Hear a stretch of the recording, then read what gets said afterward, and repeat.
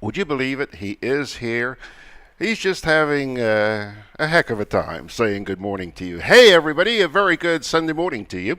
Today happens to be the 26th day of August. Yep, can you believe it? Can you believe? And what a gorgeous, gorgeous Sunday morning it is here in the Spice Isle. Thanks a lot for joining us. See a few of you already out there on the shout box, and certainly hope you're going to be able to make it through the next 3 hours with us.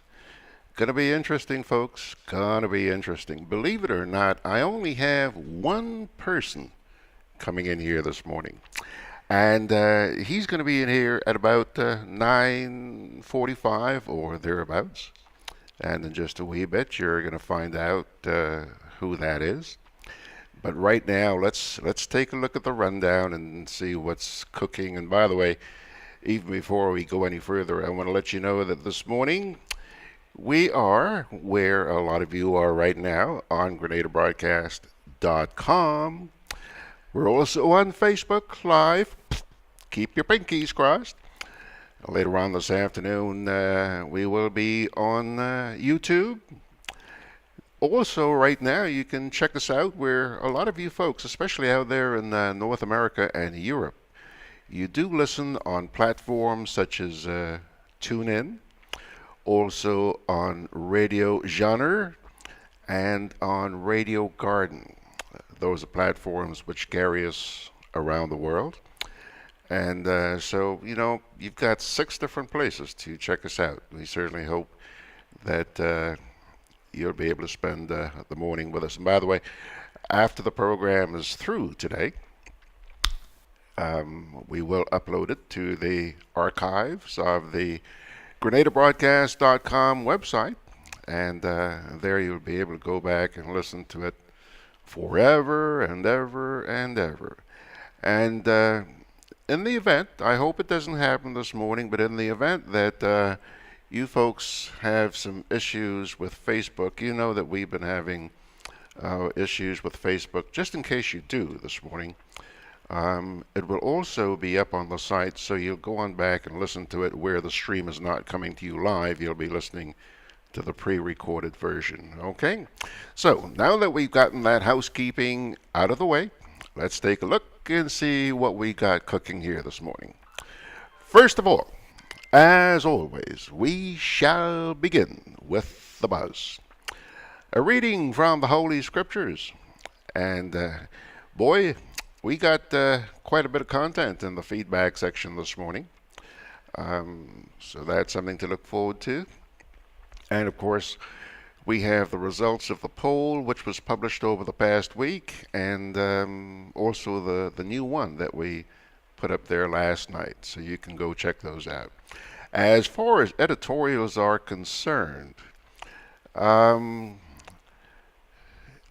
the website, you've probably seen 3 listed. We're missing again this week the Carib Update Weekly. Okay. But you'll probably also notice that the Grenada Advocate is up there. That's a tough one. We'll try to deal with that. It's captioned, Making the CSME Work for All. The new today is captioned, Come with the Inquiry. That's into the NIS issue. Okay, you've been hearing a lot about that in the past few weeks. And the Grenadian Voice is captioned, The Proper Mindset for Back to School. Just a few weeks, another week or so, and the kiddies are going to be heading back into the classroom. Certainly hope they weren't too much of a headache for you over the holidays, but I know that you love them. I know just how much you love them, and I'm sure you're going to miss them when they're gone back to school, aren't you? Tell me the truth. You are. You are. Well, you'll hear what the Grenadian Voice has to say about the proper mindset for back to school. As far as our interviews are concerned today, actually we only have one for you, and that's the one I was telling you about. Gentleman who's coming in here this morning is a playwright. He's been with us umpteen times, Francis Urias Peters. Well, he's at it again. Francis is going to be in here this morning, tell us a bit about his new play, which is on this weekend actually. It's called What's Your Verdict? What's Your Verdict? And that's it for the interview. Now, the main feature. The main feature is broken up into three parts this morning. It's actually three discussions which took place on this past Thursday evening. You know that every Thursday evening we get together here at 8 o'clock, the usual suspects as we call ourselves. And sure, there were 5 of us this past week, I think. We had, well, you'll find out who they are in just a wee bit. And the three things we discussed were the earthquake. Whew. Have you fully recovered? I'll tell you. The first segment is captioned in the aftermath of a 7.4 magnitude earthquake. People are still buzzing about that. Yet I find it so interesting that the editorials really haven't paid much attention to that. Anyhow, the second thing we discussed was something that should be of concern to those of you who are signed up with the NIS. Apparently, the NIS is spending more money than it earns. And that's the reason why we discussed that this past Thursday evening. I'll keep you in suspense, and you'll have to wait just a few minutes longer to find out what that's all about. Actually, you'll have to wait maybe about an hour, hour and a half or so. And the final topic that was discussed on McWe Chat this past week was the new rules coming for travel to the EU. Those of you planning on going to any of the countries in the European Union, be warned, there are new rules coming, and you're going to have to deal with those. Let's hope that, the rules are publicized, not only publicized, but in a way that you can really understand them. So often, a lot of the stuff is technical jargon. Man, you need a lawyer to decipher what these folks are saying. Well, just have to wait and see. And the people who were discussing these three topics on Thursday evening were Jerry George. He, to tell you the truth, I'm not sure where Jerry was. He's usually in St. Vincent, but on Thursday night, I'm not sure where he was, quite frankly. I know that he had a new set. When we took a look at the set behind him, I had to ask him, where are you? What was a new set? Did you just build that? Anyhow, Jerry was one of the people who we had on there. Beverly Sinclair, who's the producer of the program, and she was in Jamaica. Actually, she still is in Jamaica. Margaret Francis was in New York. And good friend Catherine Edwards was in a place called Croydon, and that's out there in London. And of course, yours truly, right here, anchoring in Grenada, George Grant. Now, those are the 5 of us who had that discussion, or those discussions, I should say, on Make We Chat this past week. So that's going to be our main feature this week. So before I go to the first break, let me take a quick look here and see who's already on Rumble Chat. I see that yes, Isaac Joseph says, "Good day, George, and all participants of SWGG. It is raining on this side of the Atlantic." He's in England. Wishing all a good week, wherever you may be. You know, he's probably enjoying England right now, but you bet As soon as temperature starts dropping, he'll be back here. Count on it. Kipling out there in the Big Apple says, "Good morning, Mr. Grant, Mr. Chester, and class. God's blessings to all. Do you realize we are ignoring two of the most dangerous things that we can change? Politics and religion, while fighting to find solutions for what is beyond our control, climate change." You know, a very good point there, Kipling. Very, very good point. Thanks for bringing that up. Anthea says, "Good morning, George and all. It is an absolutely beautiful day here in Decatur." Well, you're not alone, girl. Take a look at the sunshine back here.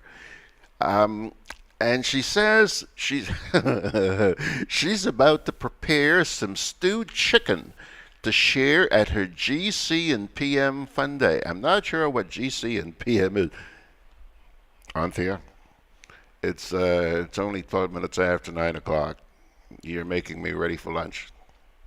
Can you, through the internet, send something for your partner? That'd be nice.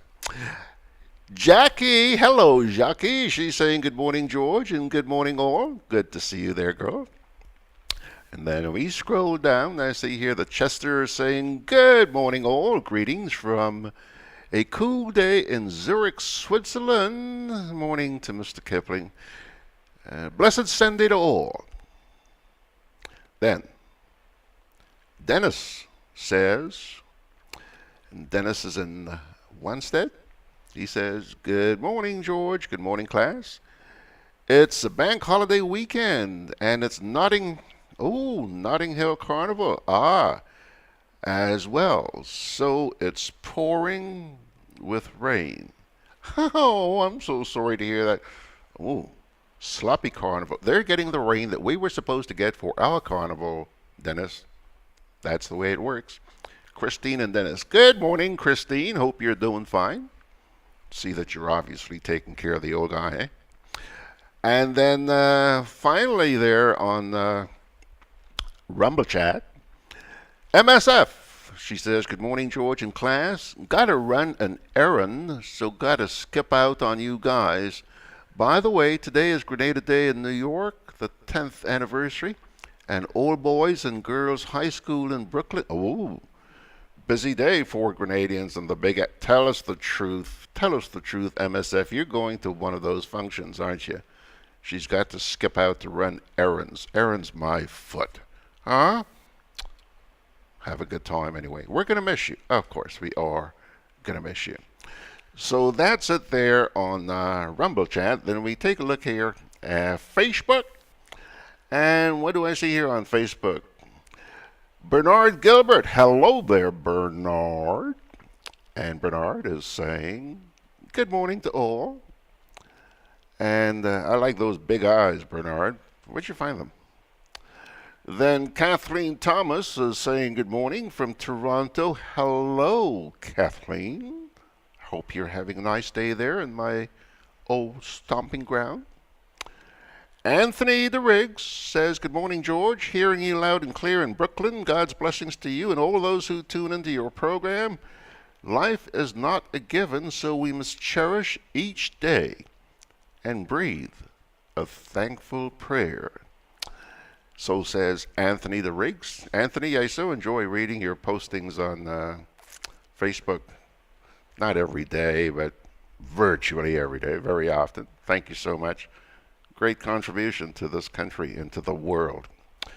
Floyd Nichols out there in Brooklyn is also saying a very good morning from Brooklyn. Hello, Floyd. And Spice Babes Duncan is saying good morning as well. Spice Babes Duncan? GM to you too, Spice Babes. Thanks a lot for joining us. Now, folks, that's it. Tell you what, we're going to get around now to our first break here. And after that, we'll come on back and get started with today's edition of The Buzz. Backed by popular demand, people were rolling with laughter. Boy, I never laughed so much in all my life. Kidnap Love by Ricardo T. Douglas. Hello, is this Mrs. Touchstone? Yes. We have just kidnapped your husband and we want $50,000. Ah, the woman just chirps and hung up the phone. But you sure that is your wife? Don't miss Kidnap Love. $40 in advance, more at the door.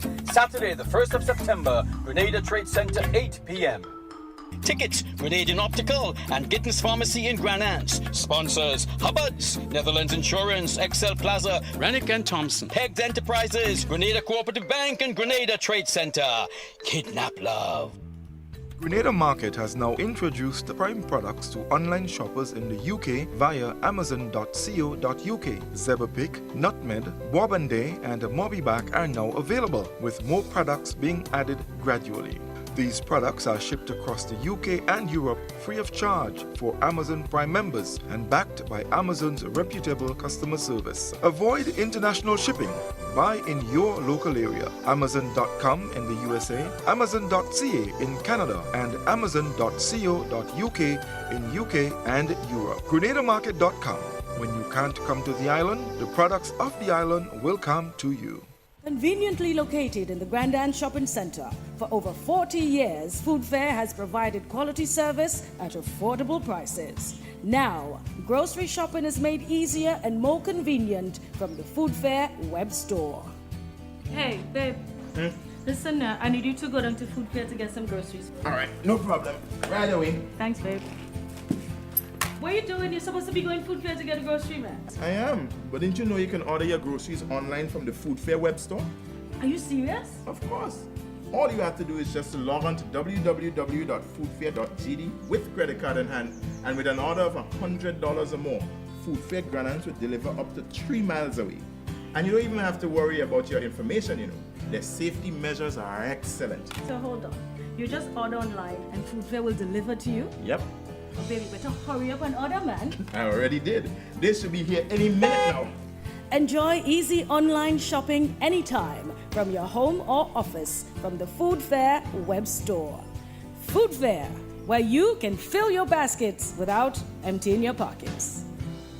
Alrighty, folks, it's now 18 and a half minutes after 9 o'clock. Let's get into today's edition of The Buzz. And as always, we'll begin with a reading from the Holy Scriptures. And today it comes to you from the book of Zephaniah, chapter 1, verses 2 to 6. And that's in the Old Testament. It says, I will sweep away everything from the face of the earth, declares the Lord.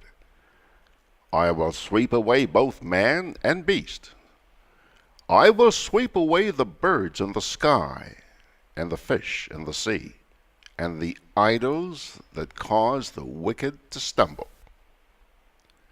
When I destroy all mankind on the face of the earth, declares the Lord, I will stretch out my hand against Judah and against all who live in Jerusalem. I will destroy every remnant of Baal worship in this place. The very names of the idolatrous priests, those who bow down on the roofs to worship the starry host, those who bow down and swear by the Lord, and also swear by Moloch, those who turn back from following the Lord, and neither seek the Lord nor inquire of him. That's your opening scripture for today from the book of Zephaniah, chapter 1, verses 2 to 6. Now, let us turn to our first contribution this morning, first item in the feedback section. Guess who? Little Angel. Hello, little Angel. Here's what she says.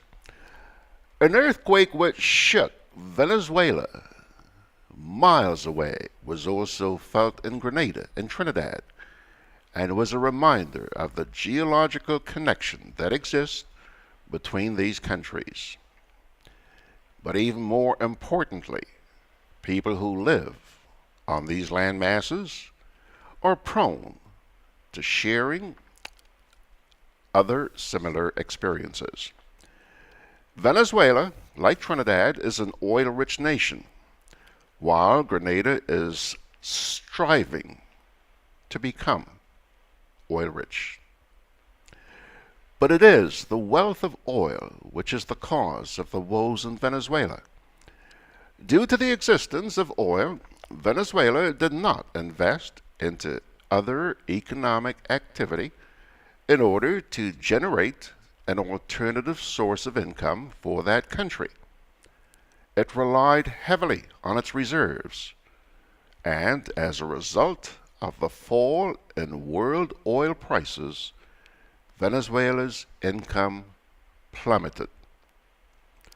Venezuelans also blame the late President Chavez and the present Nicolas Maduro for their current unacceptable living conditions, and are of the opinion that the inequality which exists in their country, or existed in their country since 1999, came back to haunt them. They think that government efforts to raise the minimum wage in order to gain popularity, as well as controlling the prices of basic household items, are the cause of their plight. Employers were unable to meet the pay rise, and businesses no longer existed as they became unprofitable, given low-priced goods. These efforts resulted in price increases, which were made worse when the government increased the amount of money in the economy by printing new currency.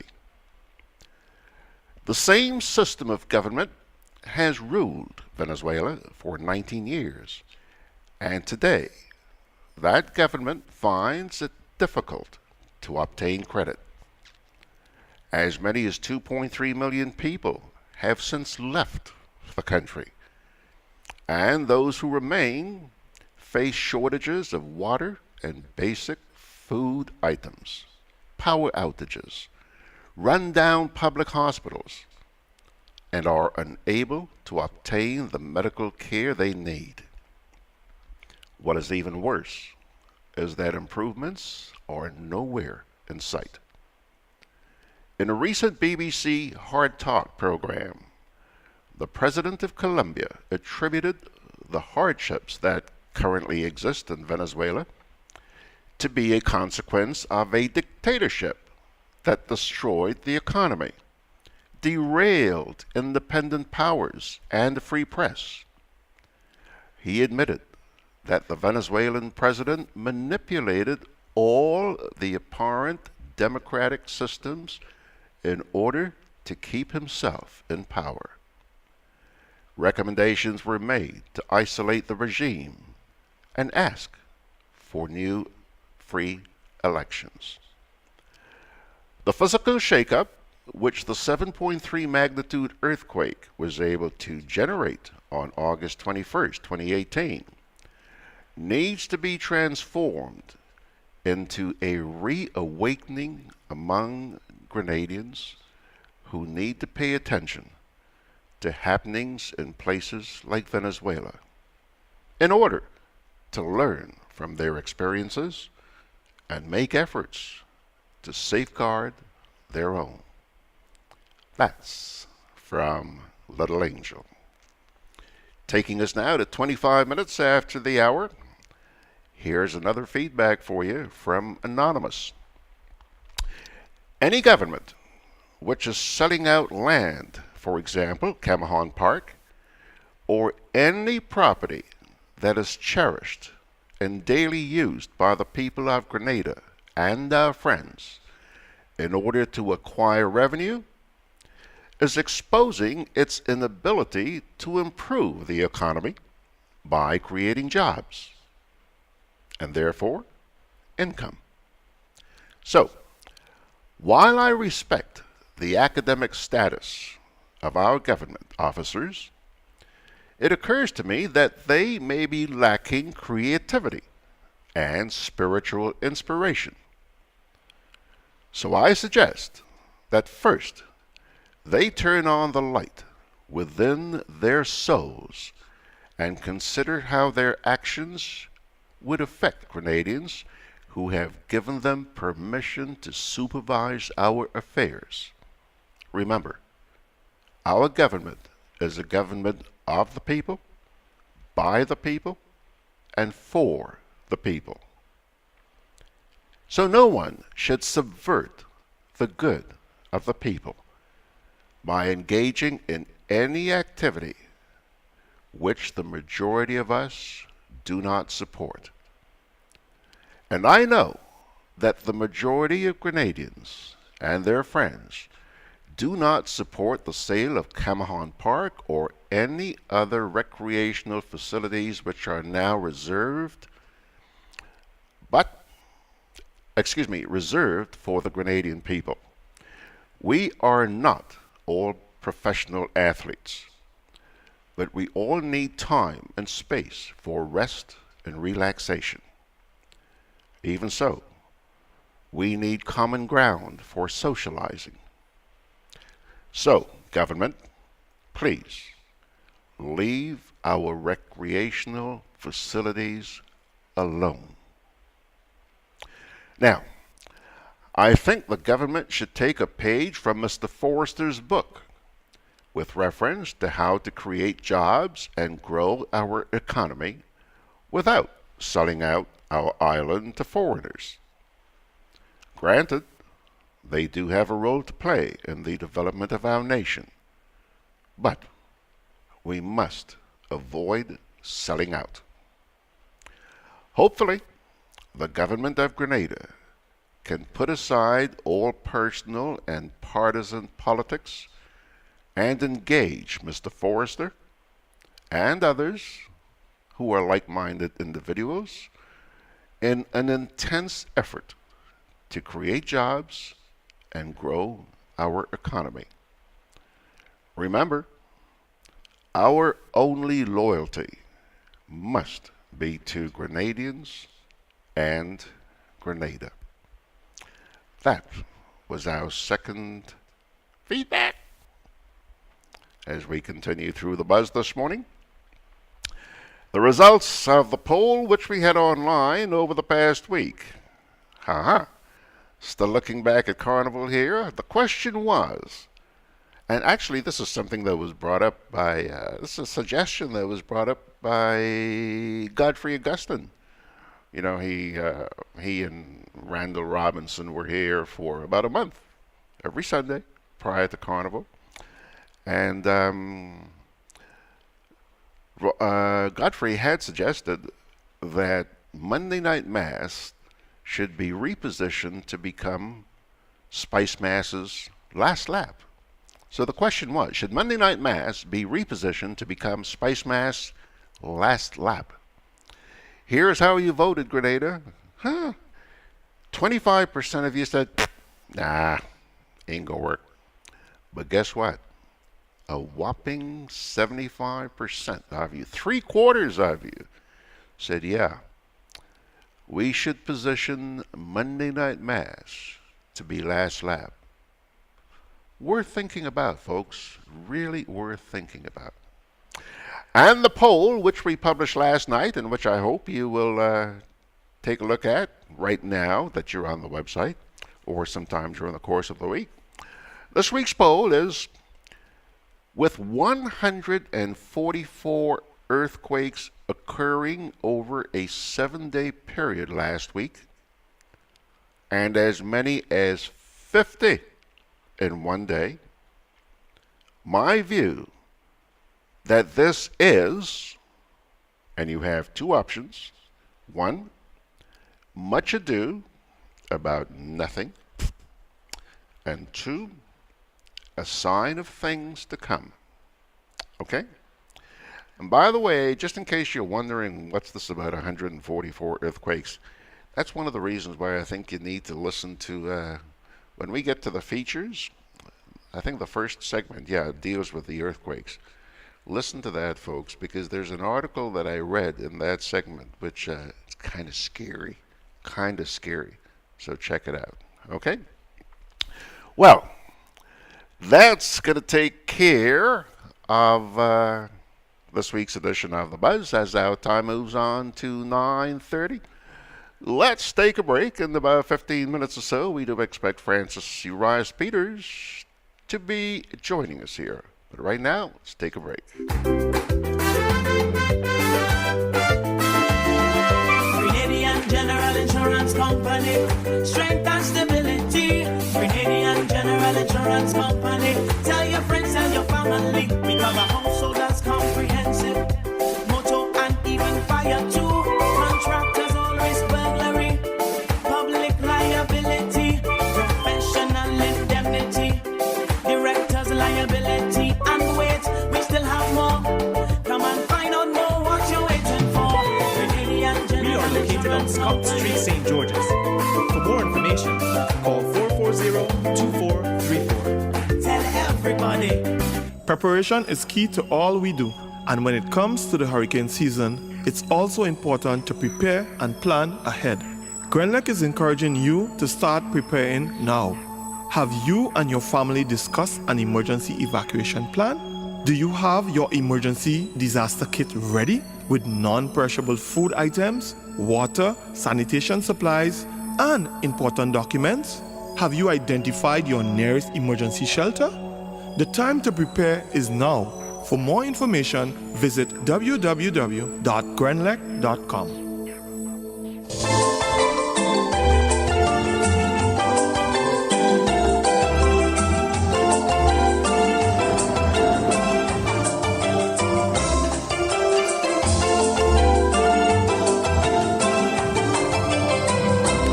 The editorial, which appears in this past week's edition of the Grenadian Voice, is captioned, "The Proper Mindset for Back to School." It's that time of year again. The scene on Thursday, August 16th in downtown St. George brought home the stark reality that acquiring school books remains a difficult task for many parents. A long lineup of customers at a main bookstore on Grenville Street was moving slowly, almost reaching the junction with St. John Street. While the school books program through the Ministry of Education provides significant support, many parents are forced to take on debt to purchase books, supplies, expensive backpacks, shoes, and uniforms. It has become the norm for banks and other lending institutions to bombard the media during carnival season with advertisements encouraging parents to use debt financing for their children's education. Something is morally, economically, and socially wrong with this state of affairs. Let us hope that the Ministry of Education, in collaboration with all stakeholders, finds a solution to this dilemma, as well as the issue of beneficiaries of the government program not caring for the books they receive. Parents make huge sacrifices to ensure their children have all the tangible requirements for school, and their efforts must be saluted. However, children do need to help when it comes to cultivating the proper mindset for school, and that school should be given some attention to. As the chronic scramble for books intensifies prior to the commencement of classes, it is appropriate to ask the following. How many children know why they go to school? How many children would be disappointed if they were denied access to school?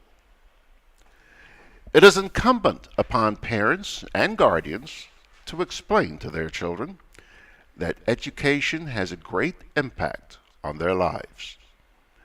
It begins when a child sets foot in a classroom and develops an interest in learning.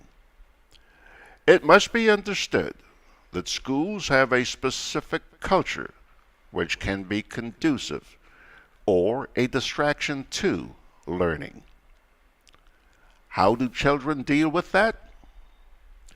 While it has always been a part of our society, bullying has taken on greater prominence with the advent of social media. As with reports of child abuse, more people are coming forward to report instances of bullying. Prevention requires understanding. Parents and guardians, together with teachers and other leaders in the community, are in a position to ensure children learn to get along with each other. It is not uncommon for a classroom to comprise 45 children with varying backgrounds and temperaments. However, peace and harmony are essential in the classroom in order for the teacher to get through the curriculum by the end of the term. This requires strategies that create a love for learning, which hopefully will distract students from negative behavior. It begins at home, when parents prepare children to face the challenges of being bullied in a sensible way, and continues in the classroom. Being bullied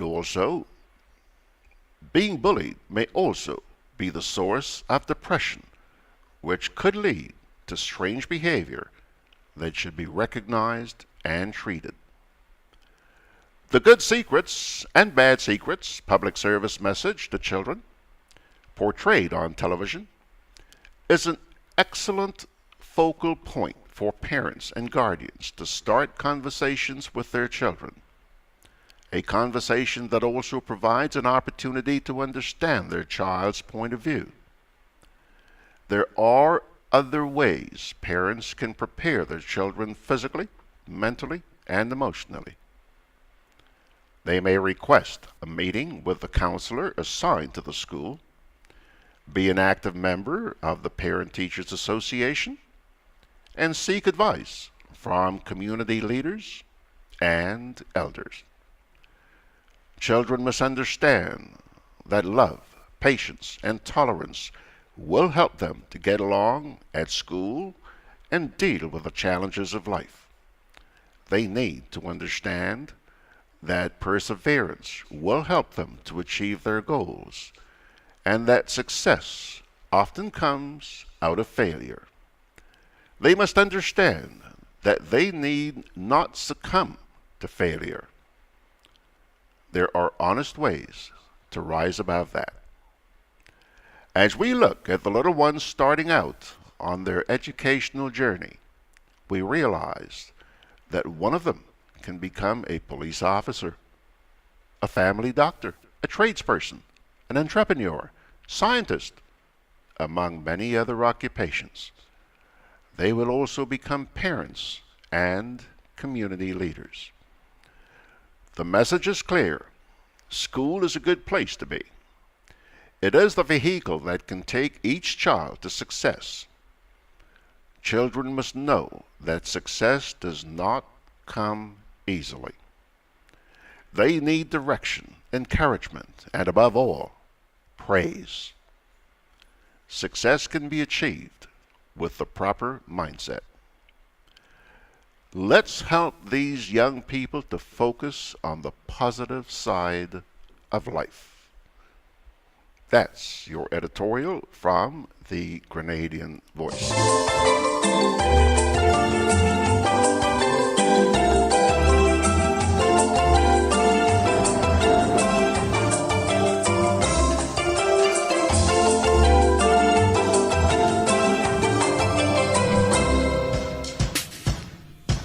Agency, located on Kiran and James Boulevard, St. George, carries a wide range of quality brands such as Dutch Lady Milk, Danny Chicken Luncheon Meat and Salami, Welch's Juices, Chief Seasonings and Snacks, Rinse Laundry Detergent, Bop and and so much more. For a quality wholesale experience, visit our store today. Our experienced and friendly staff awaits you. Hubbard's, quality service, affordable prices. Backed by popular demand, people were rolling with laughter. Boy, I never laughed so much in all my life. Kidnap Love by Ricardo Keith Douglas. Hello. Is this Mrs. Touchstone? Yes. We have just kidnapped your husband, and we want $50,000. Ah, the woman just tripped and hung up the phone. But you sure that is your wife? Don't miss Kidnap Love, $40 in advance, more at the door. Saturday, the 1st of September, Grenada Trade Center, 8 p.m. Tickets, Grenadian Optical and Gittins Pharmacy in Granans. Sponsors, Hubbard's, Netherlands Insurance, XL Plaza, Rennick and Thompson, Pegged Enterprises, Grenada Cooperative Bank and Grenada Trade Center. Kidnap Love.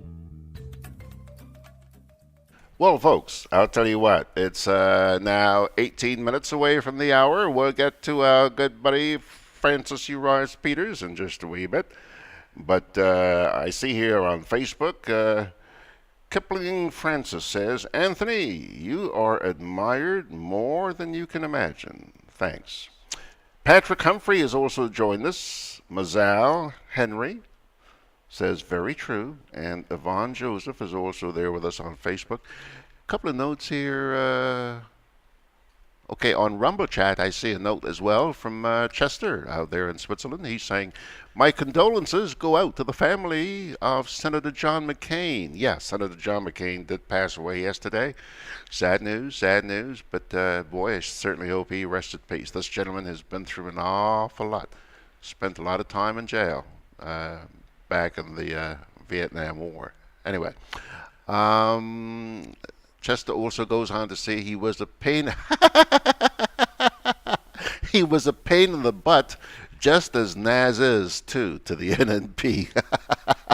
Oh, Chester. Okay. Here comes the editorial now from the New Today.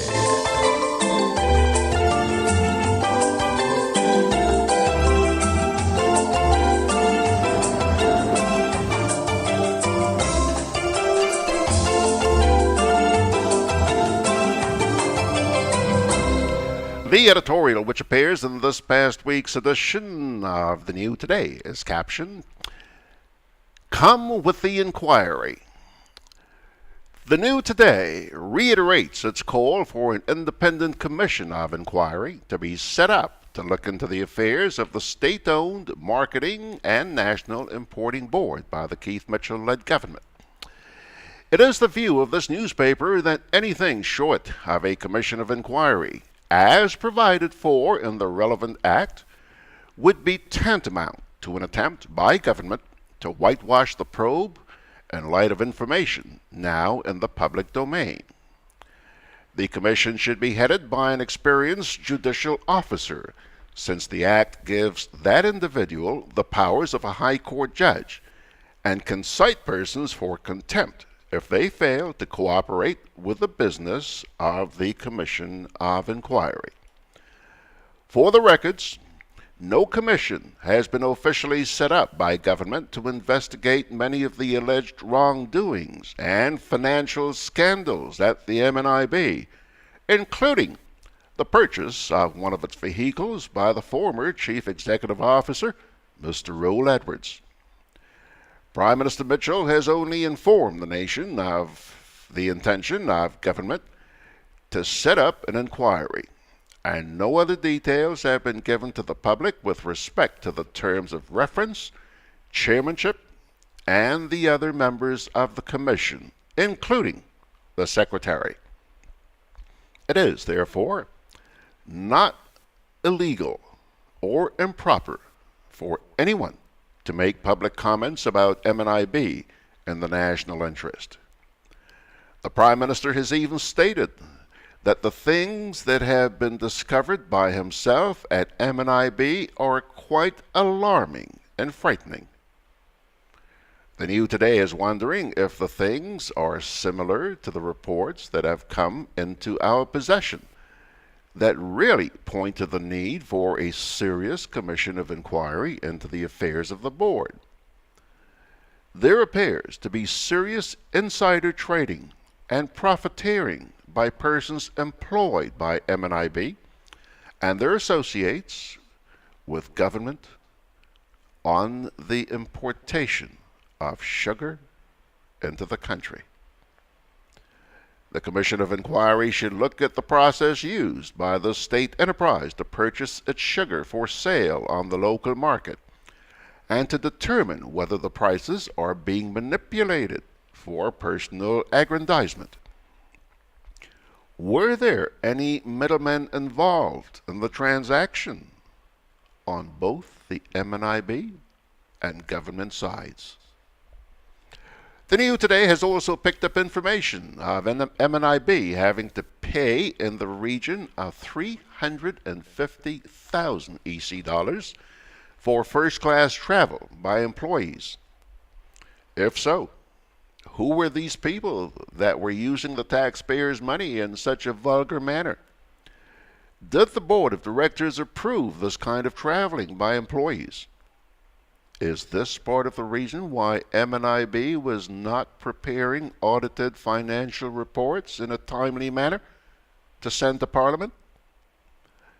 The information in the public domain speaks to romanticism by certain persons inside the MNIB at the expense of the corporation. A properly constituted commission of inquiry should determine how much PM Mitchell knew about the wrongdoing taking place at MNIB, when he knew about it, and what did he do about it. It is our understanding that the former chairman, Samuel Andrew, had been trying for weeks without success to get an appointment to meet with the Prime Minister to alert him about the serious situation facing MNIB, but was having difficulties in getting that appointment. Was the government aware of a legal matter involving MNIB and a supplier who took the board to court for non-payment of for sugar? The matter went to court. The matter went for court-sanctioned mediation, and the ruling New National Party administration, PM Mitchell, should have been made aware of the situation facing MNIB. Persons with knowledge about the affairs of MNIB have been saying that the financial troubles of the state enterprise really started when the board took the decision to purchase a building in the town of Grenville, worth in excess of $1 million. Did the Ministry of Finance, headed by PM Mitchell, know of the planned purchase of the building and gave the green light to it in light of concerns raised by CARTAC, an arm of the World Bank, about the precarious finances of many state bodies, including MNIB? The New Today fully supports the decision taken by government to launch an investigation into the running of the MNIB by the former CEO, Mr. Edwards, and the board of directors headed by Mr. Andrew. This is an enterprise owned by the government and people of Grenada, and no one should be allowed to run amok inside it. The interest of the taxpayers ought to be protected and properly accounted for by those given the responsibility to run the affairs of MNIB, including the management and board of directors. Please, PM Mitchell, come with the inquiry, but in keeping with the Commission of Inquiry Act, and not a probe set up by Cabinet laced with watered-down terms of reference with the intention of whitewashing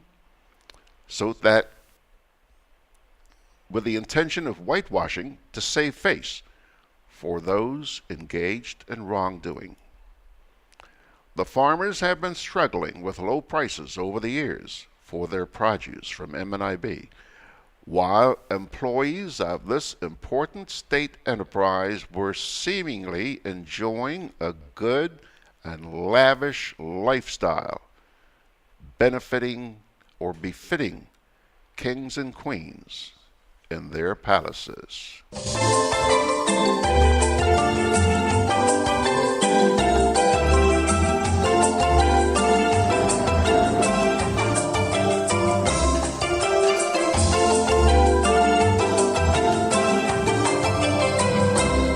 Well, folks, if you take a look, there he is. There he is, sitting here. You can wave, Francis, and say good morning to the folks on Facebook. There he is, Mr. Francis Urias Peters. And we're going to take a little break here right now, and we'll come right on back with good old Francis. Tell us about his latest play after this. Grenada Market has now introduced the Prime products to online shoppers in the UK via amazon.co.uk. Zeberpick, Nutmeg, Wabande and Mobiback are now available, with more products being added gradually. These products are shipped across the UK and Europe free of charge for Amazon Prime members and backed by Amazon's reputable customer service. Avoid international shipping. Buy in your local area. Amazon.com in the USA, Amazon.ca in Canada, and Amazon.co.uk in UK and Europe. GrenadaMarket.com. When you can't come to the island, the products of the island will come to you. A message from Grenlec. For convenience, bill payments can be made at Bill Express at Western Union. Many of these are open until 6 p.m., including Saturdays. A 24-hour check drop box is also available at Grenlec's customer care centers at Grand Anse and Bruce Street. Grenlec, energizing our Grenada. Call us at 237 or visit grenlec.com. Alrighty, folks, it's now 7 minutes away from the hour, and we've been joined on Facebook by Lennox Adonis and Jeannie Pascal, or Jeannie, hello. And it's just about time now to say good morning to Francis Urias Peters. This gentleman has been with us over the years a lot of times. Always a pleasure welcoming him. And this morning, he's going to be telling you about a new play that he's got coming your way. Good morning, Francis. Nice to see you. How you doing, man? Good morning, George. I'm giving thanks for life. It's all good. That's why. Thanks for life. Boy, aren't we lucky to be alive after this past week? Oh, yes, definitely. Where were you for the earthquake? Ann and myself, we were at our center at the Kirani James Boulevard, because upstairs the GCNA complex. Yeah. And the shaking started taking place. And you had to change your diapers. Well, no, I wasn't that scared though. When I saw the look on Anne's face, I realized, hey, and at least I felt the shaking. And it started after 10, 15 seconds, I realized, hey, this is something serious. And Anne says, let us go. Whenever there's these, even during Ivan, I normally try to keep very calm and cool and relaxed. I know something sort of triggers off in my head. And I was trying to be the cool dude. But Anne says, listen, let's get the hell out of this place. So you got out of the place. I obeyed the woman and I went downstairs. You didn't take the advice to go under a table? I was trying to look for the doorway, or under the table actually in truth, but then listening, even afterwards, a good colleague of mine says that if you are in a building and you actually can go out into the open air, you should do that. If you're at this building here, you cannot go out, then that's the best method. So Anne said, let's go. I followed the woman, George. So is it fair to assume now that maybe one of your future plays will have something to do about this earthquake? I don't know. Would be an idea. Anyhow, Francis, listen, you've got a new play coming our way. Let's hear about it. Well, first of all, I should say it is actually a rewrite of an old play, which was done 25 years ago. I wasn't even born then. I believe that. 25. You were here 25 years ago, George, or you were overseas? I was in Grenada, yes. Yeah, and in that, it was called a case of incest 25 years ago, but now it's called What's Your Verdict? It's a murder trial where a young man murdered his father. And it's during the courtroom trial that you get to understand the dynamics of what was happening in the home. But what is the interesting factor of that play is that it is very interactive. We take 12 members from the audience to be the jury, and they have to try this guy. But as I say, it's during the trial you realize that something sinister was happening in that home. And it's a lot of surprises, there's a lot of intrigue, And the theme actually is on one of the issues that that is occurring here in Grenada with constant regularity. And I say here, 25 years ago, the crime of incest was not on the law books of Grenada. And I can remember Mrs. Jacqueline Cornwall came to me as the artistic director of the family theater company then. And she says, Uriah, will you please help us to continue the pressure on the authorities so that we can get this crime, this act criminalized? I think if a child was 16 or even under, because that's the age for sexual consent, then you could charge a parent or a close relative for having sexual relationship. But after the child is 16, that couldn't happen because there was no law called incest. And it's a dark subject, George, and very difficult to deal with. And I said to myself, well, how can I write a play on that? And Anne by then was the director of the Legal Aid and Counseling Clinic. And a couple of weeks after, she came home and said, Uriah, I have a child in my office. That child would not go home. Because, of course, of what was happening with her in the home. And the father was allegedly accused of having sexual relations with her. In fact, she tried to kill herself. Ouch. And then I said, well, hey, I cannot just sit back and allow this to happen. So I forced myself, went to the director of public prosecution, I think that was Velma Hilton around that time, and got some tutorial in terms of the courtroom procedure. I went to some of the cases.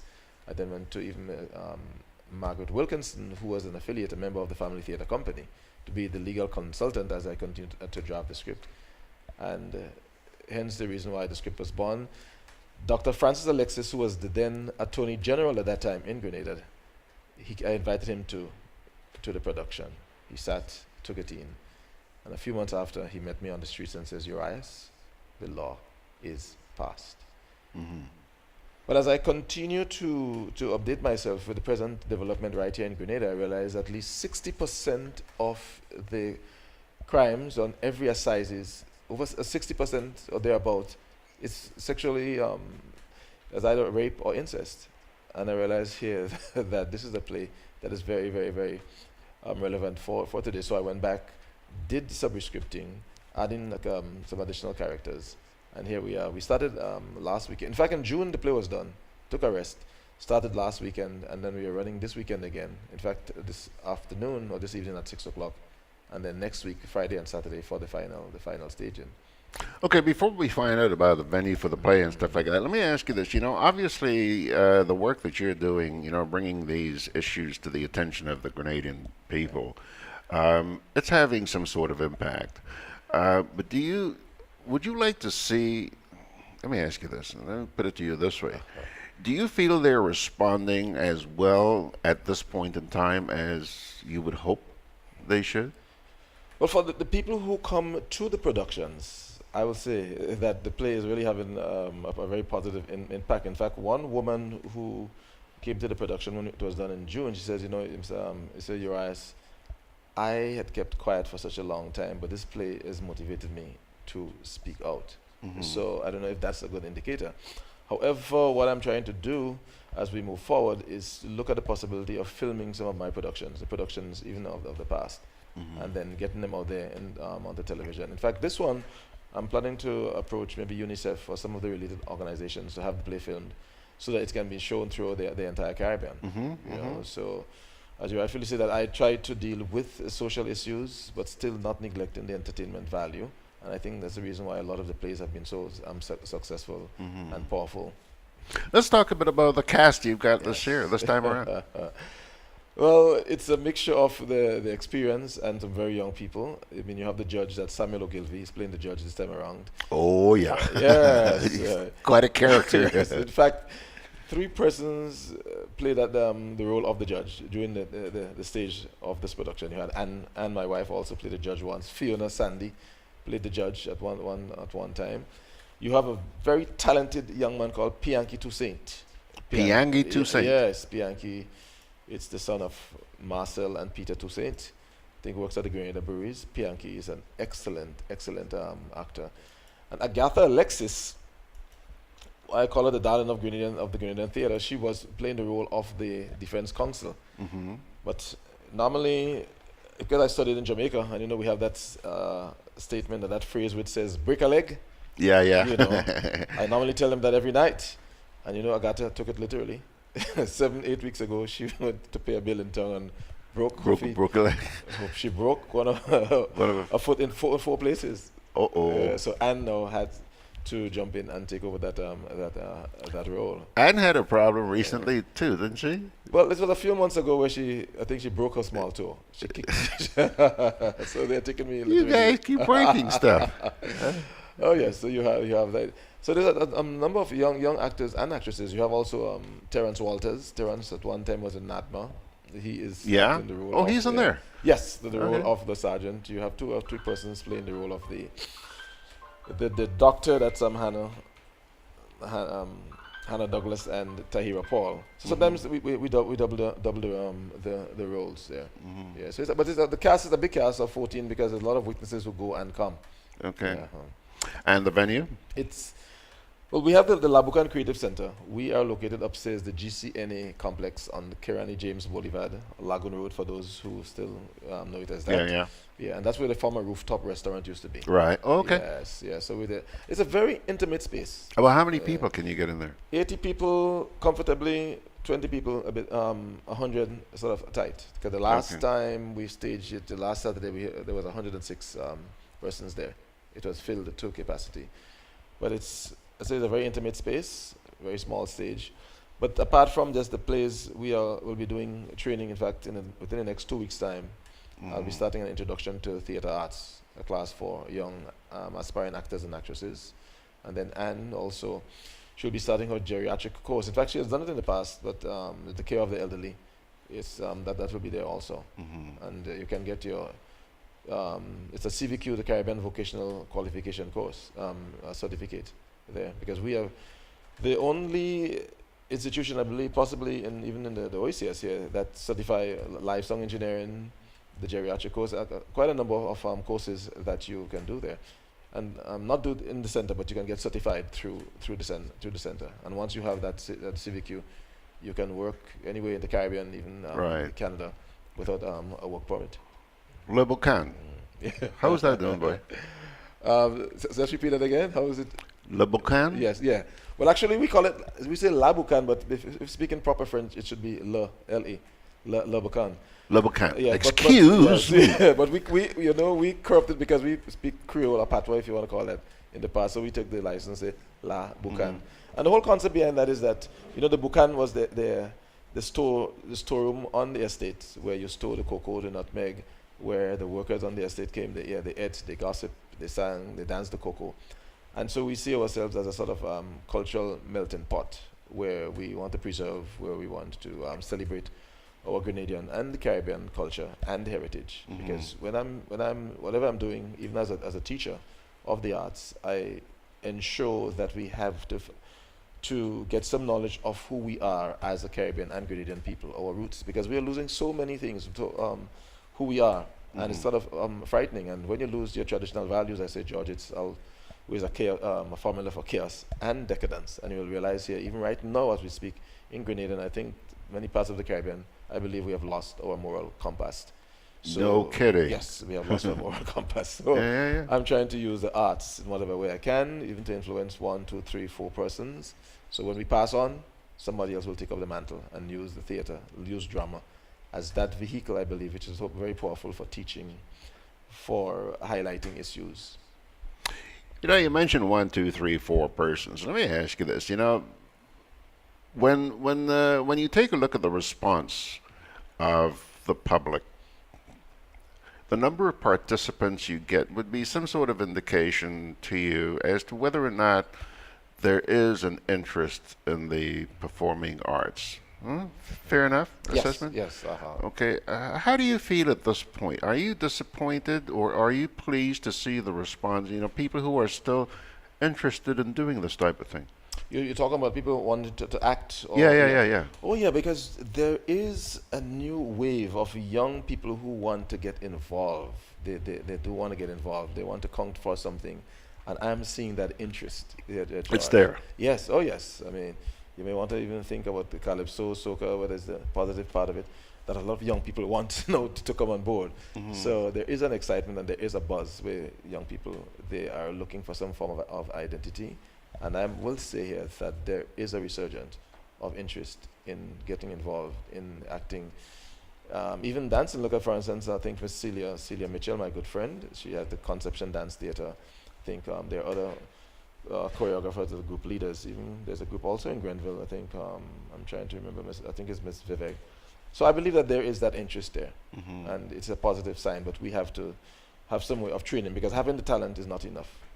People have to be trained. And I remember myself in the 80s, I was just reading books. I had no guidance, did everything on my own until I went to Jamaica in 1984, you know. And so if I can do that with that training from Jamaica, I can come back and pass it on, because I had, going to Jamaica to drama school, I had very limited foundation. I mean, I did it on my own, what I thought was best.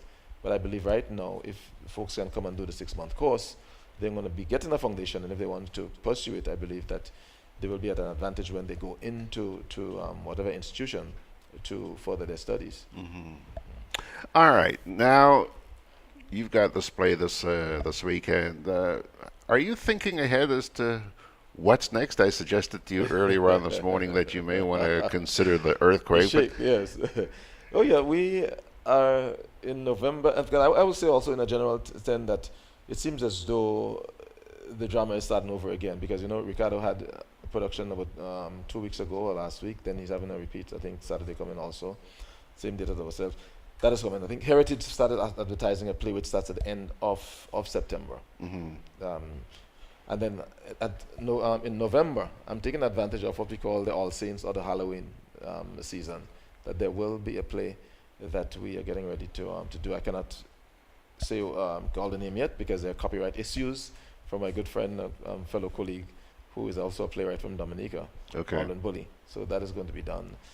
On March the 9th, we have already booked the venue for a repeat of, and I'm not sure if you saw Redemption Time, which is a play on the Gary/Revolutionary era. Next year, March, is going to be 40 years since the Grenada Revolution. And I believe that I always say, we don't have to like or agree with the history, but it was history. And it's fact of life. It is fact of life. So that play is going to be done. I think, George, the good thing about playwriting is that a play never, you can always rewrite a play.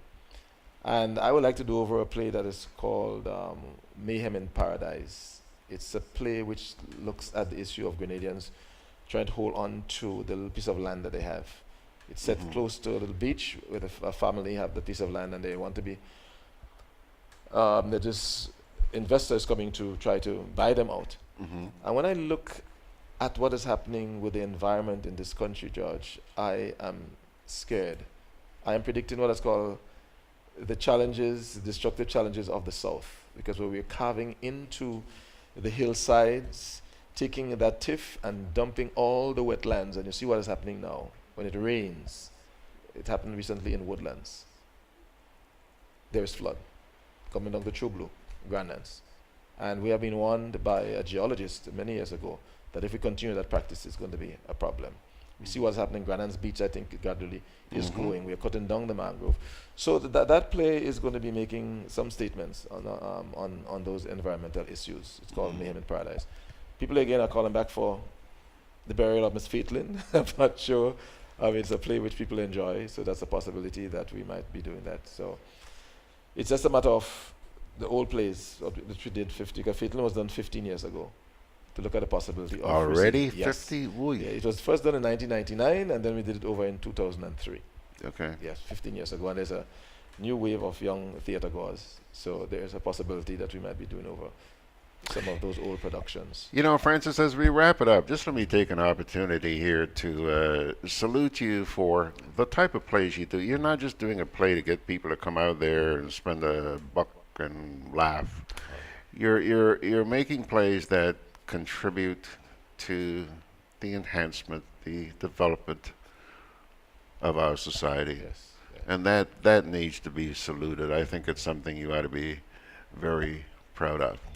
Oh yeah, because I see a play is not the thing. It's just used as a vehicle to highlight issues.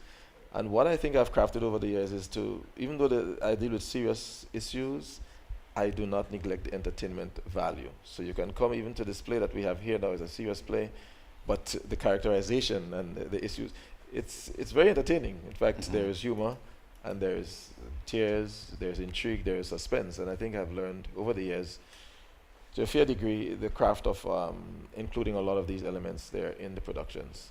So I'm telling folks that when you come to this play, you're going to be part of the audience. It's a courtroom drama, and we're on this evening at 6 o'clock, and then we go next weekend, Saturday and Friday and Saturday at 8 o'clock at La Bucan.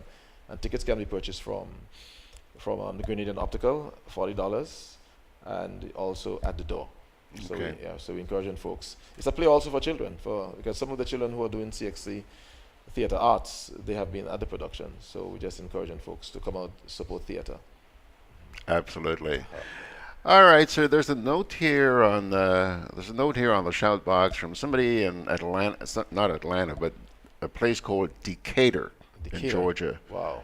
She's listening to you. Her name is Anthea Rello. Do you know her? Oh, I know Anthea. You know Anthea? Very, very, very, very well. Many years ago. Hi, Anthea.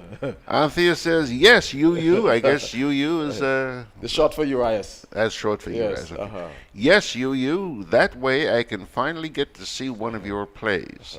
Can hardly wait for the filming. Yes, yes. Yeah, wouldn't yes. that be great? Yeah, Anthea, my very good friend. Yes. Thanks a lot, Francis, and good luck. Thanks, George. It's a pleasure. Okay. Okay, thank you. And also do me a favor and please give Anne a big hug for me when you get back home. I will do that. Okay. Definitely. I haven't seen Anne in ages. Well, I'll pass on the news. She's doing what she's doing, you know. But Tell her she owes she's me a good. visit. I do agree, George. All right. I can see how I can use my influence to get her out. All right, sit tight for just a minute. I want to say good morning to the folks around the world who are with us this morning. Just some of the folks, by the way. They are in Stuttgart in Germany. Poplar. Now, before I go any further, let me say this. Last night, my good buddy out there in Carriacou, John's an Englishman, all right? And you know that every time I read this list and I come across British names, I very often mispronounce the names of the villages, cities, towns, or what have you in England, okay? Well, he sent me a little video from YouTube that showed that a lot of people mispronounce British names. And there's a whole list of them in that video. And I'll tell you, I sat and watched that, and then I thought to myself, hey, George, don't feel too badly about messing up on those names.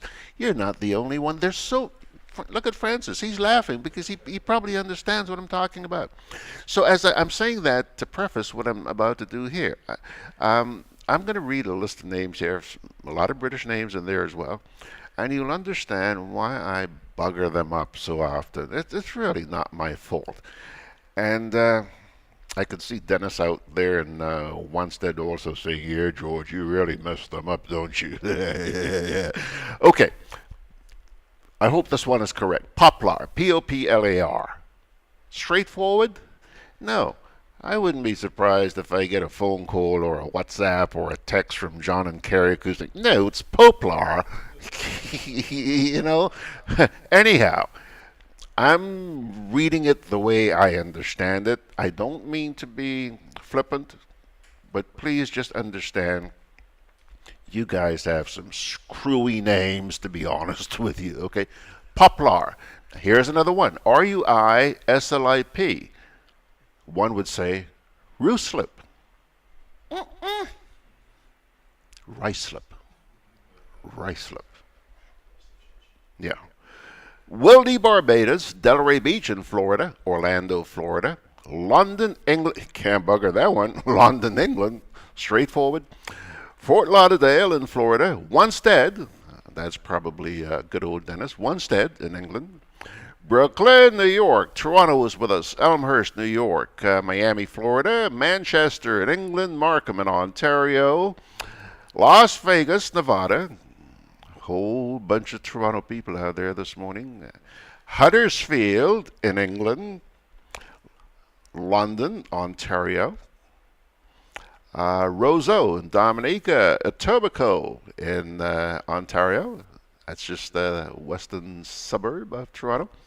Weldy, Barbados, Tottenham, John's probably going, George, it's not Tottenham, it's Tottenham. Okay.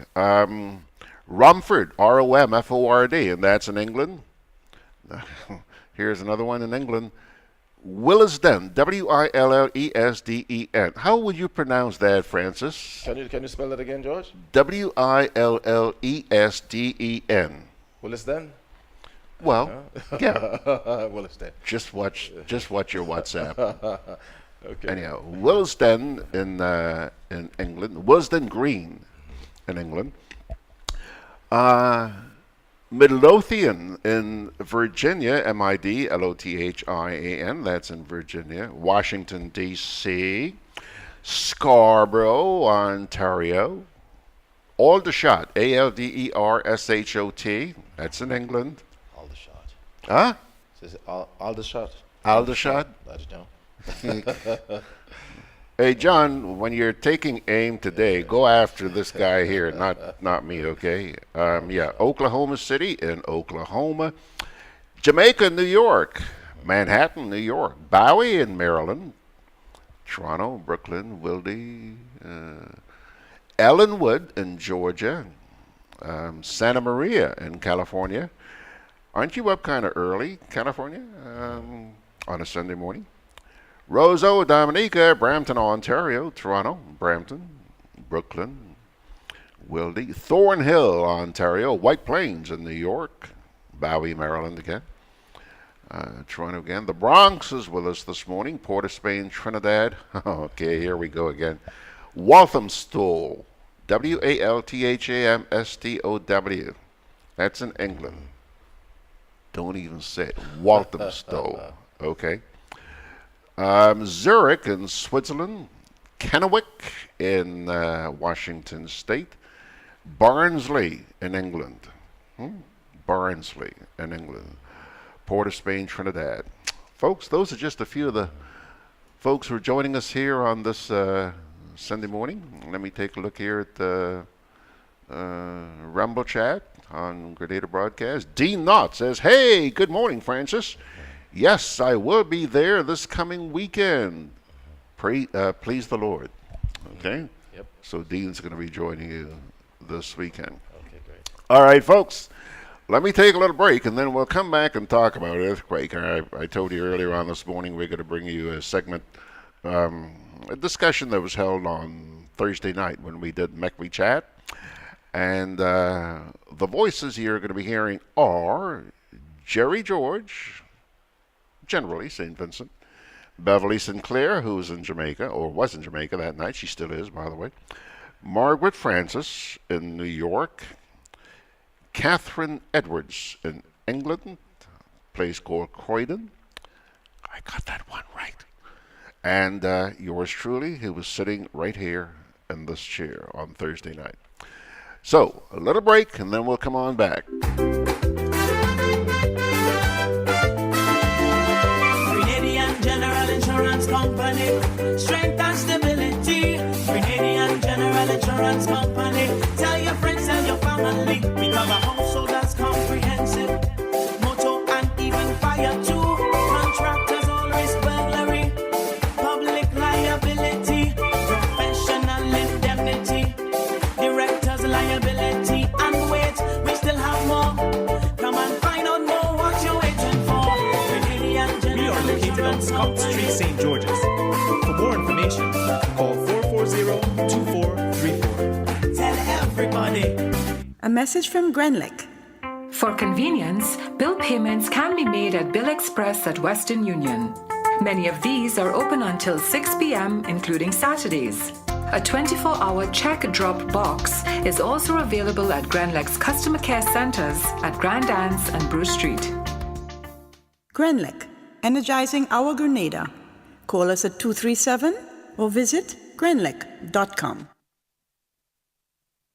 Well, I was just about to say we're sitting here laughing, but 2 days ago, people from Venezuela all the way up to St. Lucia were not laughing around sometime between 5 and 6 in the afternoon, late afternoon. 5:32. The place began to shake.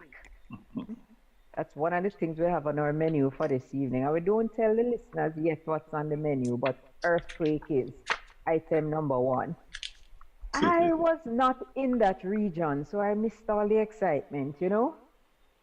And somebody called me and said, "You feel that?" I said, "What?" Sorry, I'm not there. I missed all the excitement. But George was there. The two Georges were there. And I'm sure they would like to share with everyone their experience with this 7.3 magnitude earthquake that rocked the Eastern Caribbean.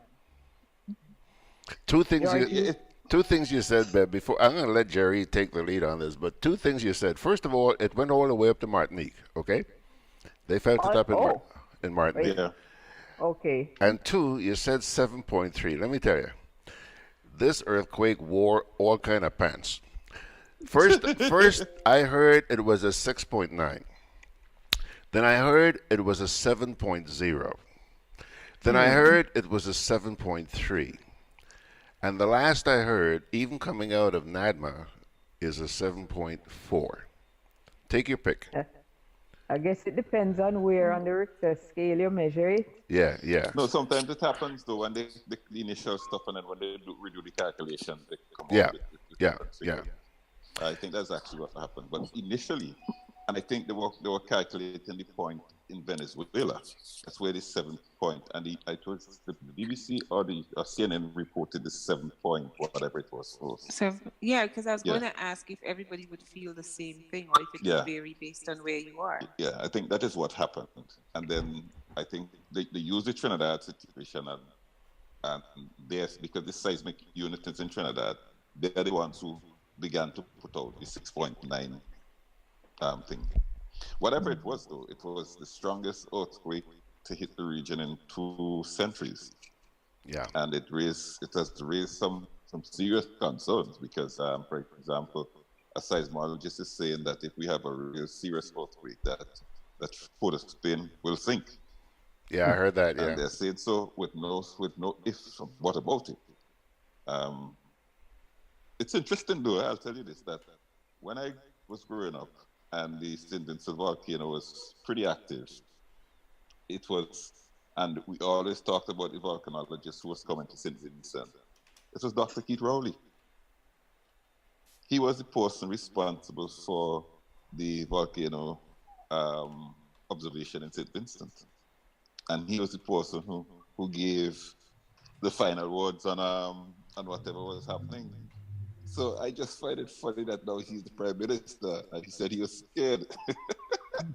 but I guess he said, as he said the fault, I forget the name of the fault that he says, He says that we've been kind of in line for a big one for a while now.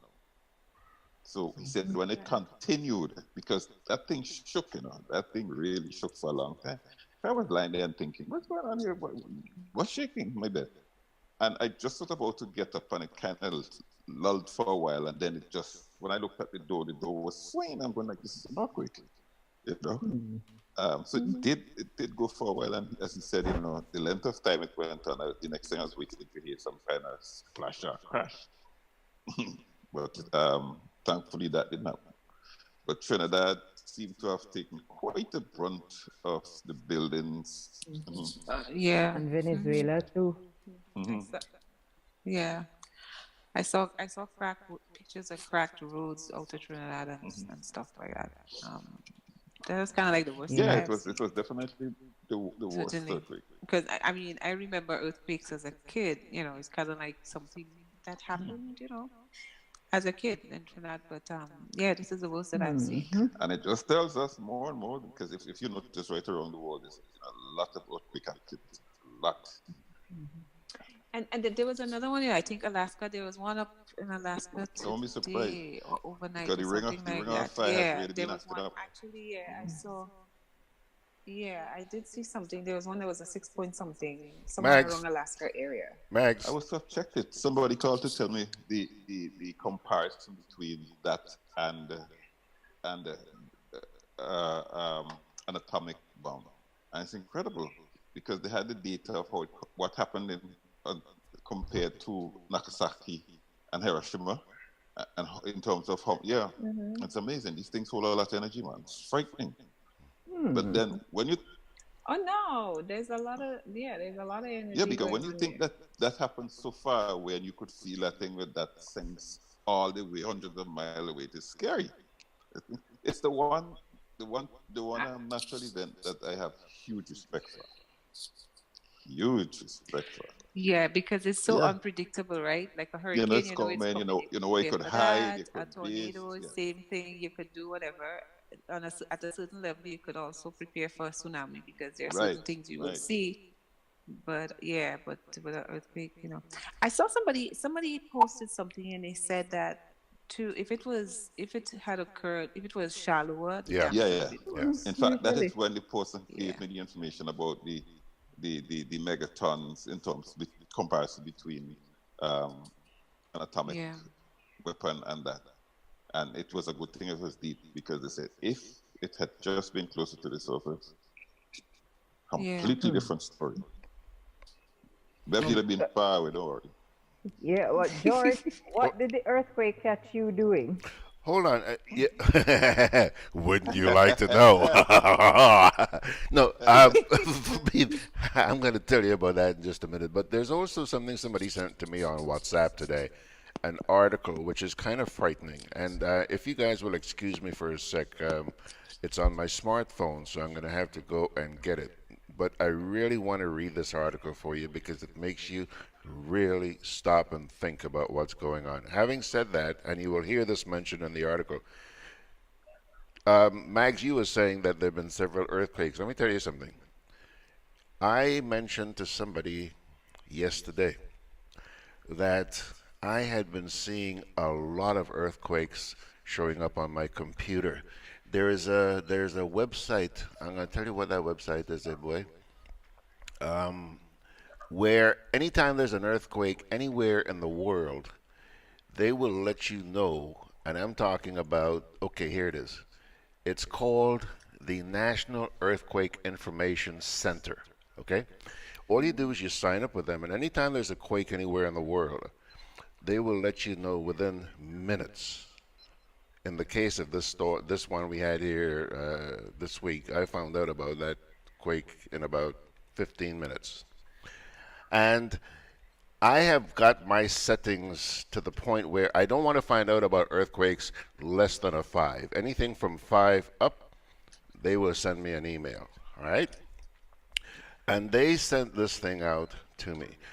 Now, I understand that in the last week, there have been 144 earthquakes around the world, which is a marked increase. And I can't tell you, if I had the time, I would actually sit and count how many of these reports that I have received in the last few days. They just keep coming in one after the other. And we're talking about 5 plus, all of them. 5 plus 6, some sixes, some sevens. And so you guys just keep talking for a minute and give me a sec. I really want to share that article with you. Go ahead. Sure. When you look at some of the pictures and the reports of damage across the region, it was really frightening. And one of the things which was top at the discussion is the way people react when an earthquake hits. And even some people who have worked in disaster preparedness and headed up some of these disaster management agencies, I noticed said they run outside, which is what they tell you not to do when there is an earthquake. But coming from a emotional and psychological perspective, it is an absolutely difficult, if not impossible thing to do, to stay inside a building which is shaking as if it's going to fall down. And when you are being told to drop cover and hold on to something, nobody's And telling you what to expect and how to deal with it, which I believe is one of the reasons people tend to run outside when there is an earthquake. Anyway, where is So, everybody? Nobody is right here. Everybody is right here. George is back in the seat. Yeah, we're listening to you. Yeah, but yeah, you have a point. I mean, I have never seen an earthquake anywhere where you haven't seen people running in the streets. No, yes, it's just a natural thing to do. It's just a natural thing to do. Yeah, because the building you're in is unstable. What you gonna Yes, do? you're suspect. Exactly. The roof gonna fall over your head and cover you? I mean, The I only think thing you're in danger when you're inside than outside. I stayed in my in my doorway, which is one of the things they question too. But because if I run outside, the electrical poles are right there, and I'm thinking, okay, if they fall and there's electricity, that's one of the conscious decision I made a long time about run outside. It's what the whole question that happened if electrical poles fall. Yeah.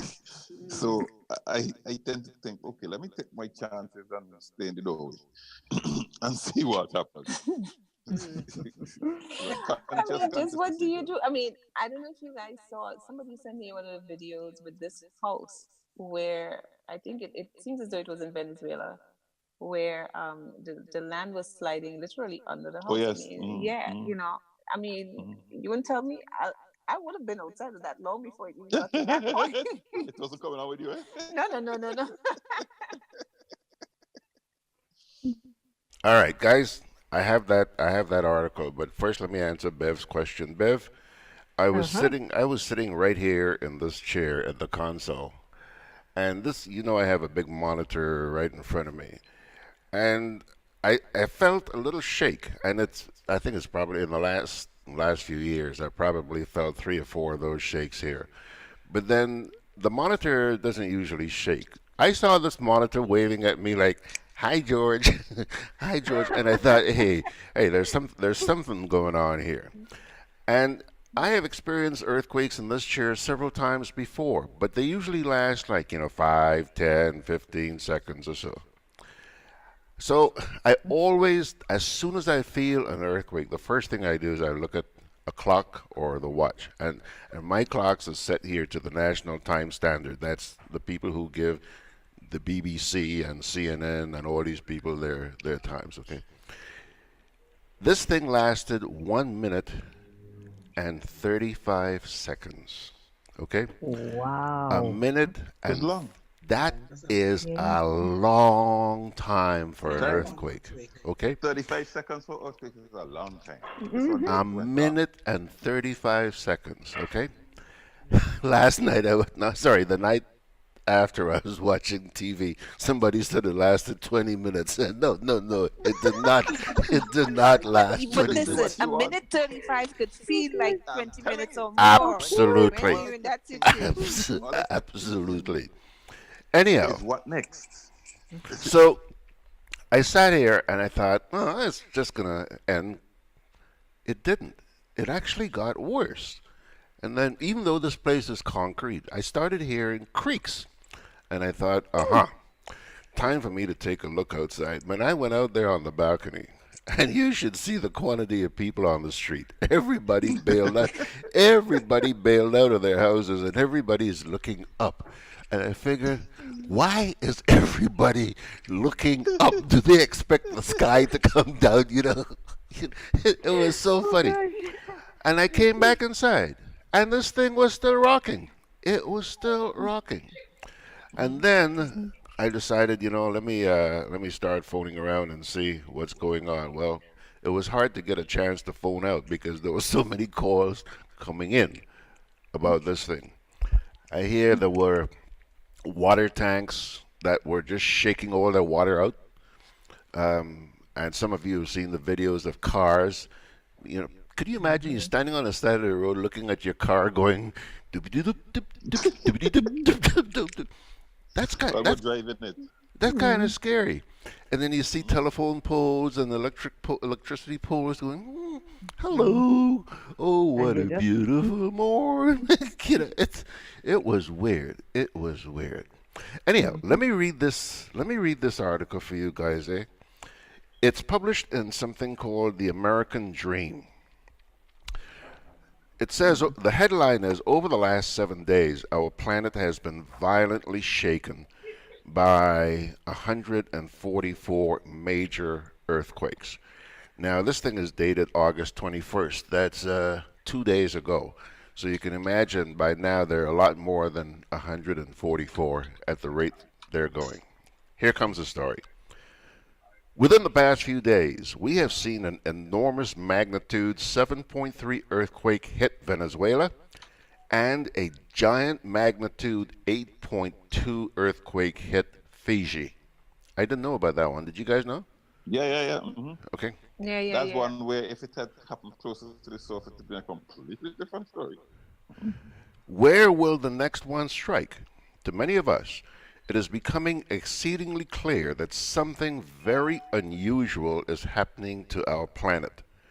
I went and looked it up, and I was astounded to learn that the crust of the Earth has been shaken by 144 major earthquakes over the last 7 days, and that includes more than 50 on Sunday alone. And remember, these are not small earthquakes.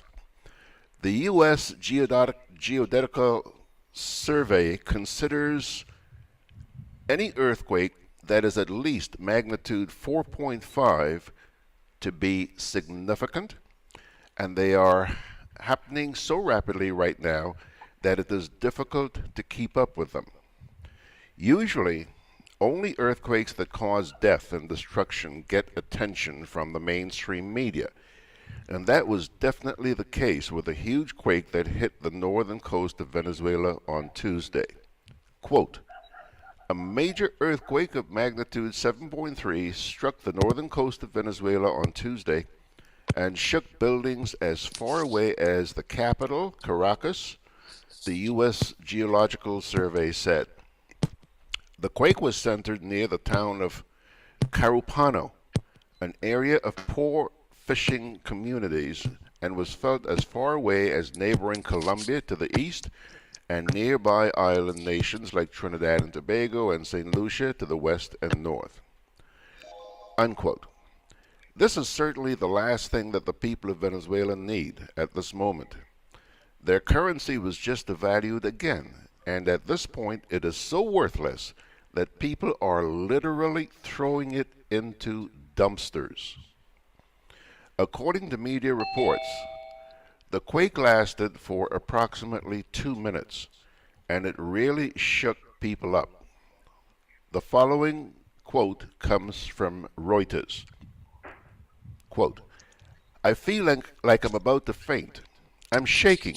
It was long, said telemarketing worker Shani Fuentes, who's 22 years old, speaking outside her work building in eastern Caracas. I'm relieved that it doesn't seem like damage was that bad. We would have been even more affected given Venezuela's economic crisis.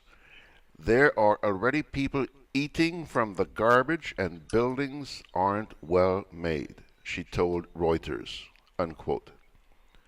The other day, I noted that the magnitude 8.2 quake that just hit Fiji was the second largest deep focus earthquake ever recorded, and the quake in Venezuela was highly unusual as well. In fact, seismologist Stephen Hicks says that it was one of the largest ever recorded in the entire region. Quote, magnitude 7.3 earthquake today along the northern coast of Venezuela is one of the largest ever recorded earthquakes along the boundary between the Caribbean Sea and South American plates. There was a magnitude 7.7 quake to the west in 1900, but this will have preceded detailed instrument recording, unquote. And this earthquake came right on the heels of an extremely active 48 hours for global seismic activity. According to the Daily Mail, the Ring of Fire was shaken by a total of 69 major earthquakes on Sunday and Monday. Quote, 69 major earthquakes have hit Earth's most active geological disaster zone in the space of just 48 hours. 16 significant tremors, those at magnitude 4.5 or above, shook the Pacific Ring of Fire on Monday, following a spate of 53 which hit the region on Sunday. Unquote. The vast majority of earthquakes that shake our planet take place along the Ring of Fire. It roughly encircles the Pacific Ocean, and it runs right up the west coast of the United States. As the Ring of Fire has become more seismically active over the past several months, it has increased concerns that the big one may soon be coming to California. Just check out this excerpt from the Daily Mail article that was just published, and I quote, "The tremors have raised concerns that California's big one, a destructive earthquake of magnitude 8 or greater, may be looming." Scientists have previously warned that Ring of Fire activity may trigger a domino effect that sets off earthquakes and volcanic eruptions elsewhere in the region. Scientists assure us that it is only a matter of time before the West Coast is hit by major seismic events, and I even included a major seismic event on the West Coast in my apocalyptic novel about the future of America. We are seeing earthquakes increase in frequency and intensity all over the planet, and they are starting to happen in places that we don't normally expect. For instance, just check out what happened in Italy last week. Quote, "A number of earthquakes struck the region of Molise on the nights of August 15th and August 16th, and the morning of August 17th. An earthquake was also felt in Les Marches, near the port city of Ancona. A magnitude 5.2 earthquake struck 4 kilometers from the southeastern town of Montesilifone, a village of 1,348 people in the region of Molise, on the night of August 16th, just after 8 p.m., according to Italy's National Institute for Geophysics and Volcanology, which monitors seismic activity." Unquote. But until major shaking starts happening in the continental U.S., most Americans are not going to pay attention. It simply is not normal for 144 earthquakes to happen in just 1 week. In addition, dozens of volcanoes are currently erupting all over the globe. We appear to have entered a time when the crust of our planet is going to become increasingly unstable, and it doesn't take a genius to figure out that this is going to have very serious implications for the future of society. That appeared in something called The End of the American Dream. It's written by somebody named Michael Snyder. There you go. Kind of scary. Well, it's time for us to take our first break. So, George, you'll take us to break and back, and then you can take that break you've been asking.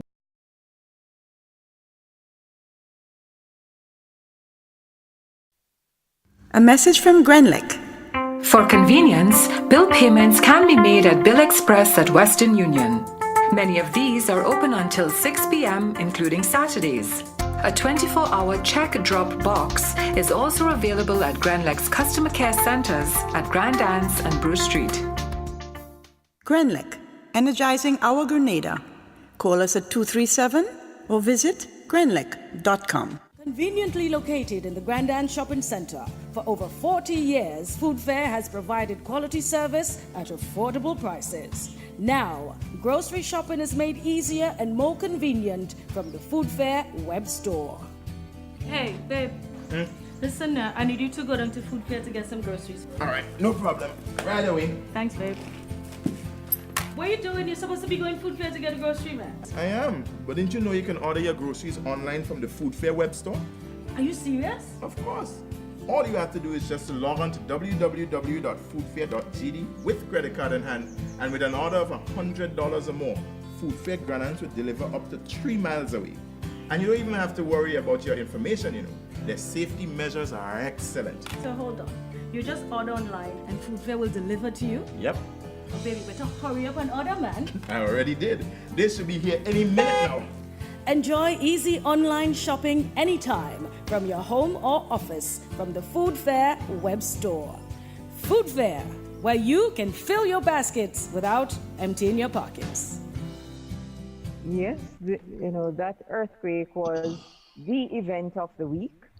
And that article which George just read, put I would call more a scientific perspective on it. The prediction is there, has been there for a while, that a big one is coming. There was a massive one in Haiti, and we're still hearing reports that a big one is coming. I don't know if that massive one in Haiti doesn't count as a big one. It's like everybody just ignore it and say, oh, a big one is coming. That was huge. But I think that was kind of not anticipated as part of the problem of that one. Yes, but you can't anticipate an earthquake. No, seismically, that's about the Ring of Fire and the big one. It's an anticipation. Right. But in the case of Haiti, there was no real expectation for anything in that region. That's why I think it hit everybody. But you think though that that's because our focus has always been on the Ring of Fire, right? Exactly. And California, as opposed to focusing on this side of the world. But this side of the world has had its fair share of, if you go back in the records, you would find that they've had disastrous ones as well. Maybe not Jamaica, as frequently as you find them on the other side. Exactly. But maybe not that as is why frequently as you find them on the other side. That this one represents such a big one in the context of the whole, the 6.9, Yeah. Right, and that kind of is the point I'm making, Margaret. Was the big one in Haiti the big one that we should have been looking for? And we're not. You wish. And we're not doing a NADMA thing to try and tell us that a flood coming after the flood gone. Trying to anticipate the next one. That was 2010, you know. That's 8 years ago. Right. Poor NADMA. And that is where I want, to kind of put my thinking. We're looking at all of this seismic activity and saying to look out for the big one. But that earthquake in Haiti, it's the biggest one to hit the planet for a very, very long while. So our region? Our region, of course. Yeah. But because it didn't happen in continental US or in somewhere else that the international media has focused, it's ignored. And we're still looking for the big one when the big one has already passed. I think part of the problem with Haiti, but Haiti's earthquake was so graphic, is the quality of buildings and stuff that just made it, that amplified the impact of the quake. Mm-hmm. I yeah, really but outside of that, Jerry, it measured on the Richter scale at a level where earthquakes don't normally reach. What was the level? I think it was close to 10 or somewhere there. I mean, somebody could just grab back that. What was it? A 7.8 or an 8? Sorry, let me stop guessing. That is easy to find. It was a magnitude of 7. 7, yeah. That's what I'm saying. Guys, let me just bring in the people on Facebook here for a sec. Number of people are out there tonight. Dwight is checking with you guys and asking how your week's going so far. Anthony the Rig says, he puts a link here. Well, thanks a lot for the link, Anthony, but we really don't have time to jump onto that right now. Beverly says, a week dominated by an earthquake so far, Dwight Sampson. Then the Riggs puts another link. Dwight says, I have a question for you guys. Do you think that the drilling of oil has anything to do with those earthquakes? I guess he meant the drilling for oil. I don't think so. I don't know. I mean, I on don't our think so. side of the world, I don't know. I mean, there's been talk here with fracking, particularly in places like Oklahoma and stuff, that the fracking has had. They want to believe that the earthquakes and stuff that they've been having there is related to this. But I mean, I don't know. I've never seen any. I mean, it doesn't. You can't exclude it, but I've never seen anything in it. Okay. But to have such a cumulative effect around the world, Pardon me? I don't see that. To have Huh? such a cumulative effect around the world, let's face Yeah, it, the yeah, majority of yeah. I oil don't has know. been extracted from the Middle East over the past 30, 40 years. And you haven't had that amount of earthquakes in that area of the world. Yeah, I see Anthony has posted some data on some earthquakes that happened. You know, Yeah. those. He says Yeah, many he has one. he says Yeah. that many forget the earthquake that destroyed Port Royal in Jamaica during the 17th century. It killed 2,000 people, and the tsunami that followed killed more. All right? Yeah.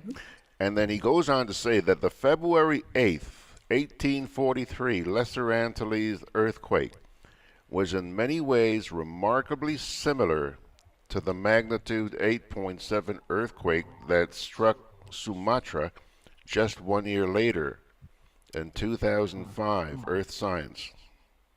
8.7. I think what all of that data is telling us that we are still in for something. As Prime Minister of Trinidad and Tobago was saying, he says that it's added. The energy is actually put onto the different plates and stored, right? And that was a concept almost like a battery when you think about it. And then when it can't take no more, then you have the really big one. So even now and again you might have a discharge here and there, it still is accumulating all the time, and at some point it's going to give. And I think those two incidents that you quoted, they just saw examples of the fact that we are still in that area somewhere of the really big Yeah, one. yeah. Well, Right. Jerry, the Seismic Research Center, I think they agree with what you're saying because they were saying yesterday that, one, we can expect that there will be more earthquakes, a lot more coming on the Caribbean. And one seismologist in particular pointed out that we are in for a biggie. He says he thinks we're overdue for this biggie, and he's talking Right. 8 plus. Okay? Having said that, I also received a call after the quake from somebody who says that he's from New Zealand. And he said to me, whenever there's an earthquake of the magnitude that we just had here in Grenada, you can always expect that there will be several aftershocks within 5 days of that particular event. And sure enough, yesterday morning we had 6.9. And I also see a note here somebody's posted on the Rumble chat on Grenada Broadcast. It says, as I mentioned to you the other night, in the 4 to 5 days following a significant quake, probably the same person, one can expect to feel 3 or 4 aftershocks of lesser intensity. Having had one, there may be a few more, and the best thing to do is remain calm. And essentially, Latchman, I think her name is Joan Latchman. She, I think, heads up the Seismic Center, or at least she's involved with the Seismic Center at UE. She was saying that, there are going to be several aftershocks coming. So don't be too surprised. But something else I was thinking here, to follow up on something that somebody said earlier, was it Jerry or Bev, in reference to what happened with Haiti and the construction, the quality of the construction. And it got me to thinking about the quality of our construction. Thank you. Because a lot of our focus, yes, has been on hurricane safety and that type of stuff, but we haven't factored in earthquakes. I mean, let's look at Japan. I mean, Japan had issues, but I mean, they have learned in terms of how they build their buildings as well to sort of withstand that kind of stuff. So that raises another issue for us there. But if you look at what happened in Trinidad, Margaret, a lot of it came down to exactly that. You have this big building put down by BP, and the thing is cracked right across. One of the biggest buildings in Trinidad. It's cracked right across. And then a lot of the other things that you saw happening is appendages falling off and things of that nature. Yeah, You yeah. understand? So it really says to us that we're really not paying attention to building codes as we should. Trinidad might have eased their building code because they're out of the hurricane belt, but they're certainly not out of the earthquake.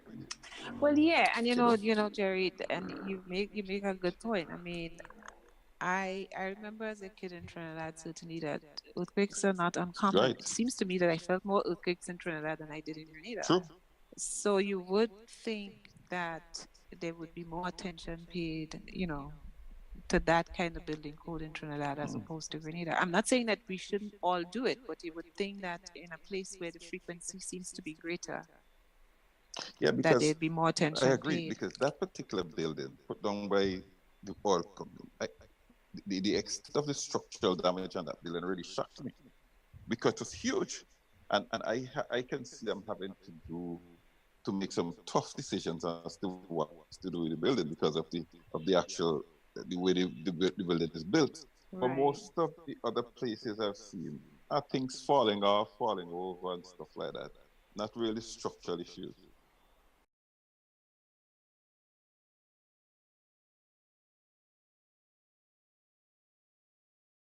Message from Grenlick.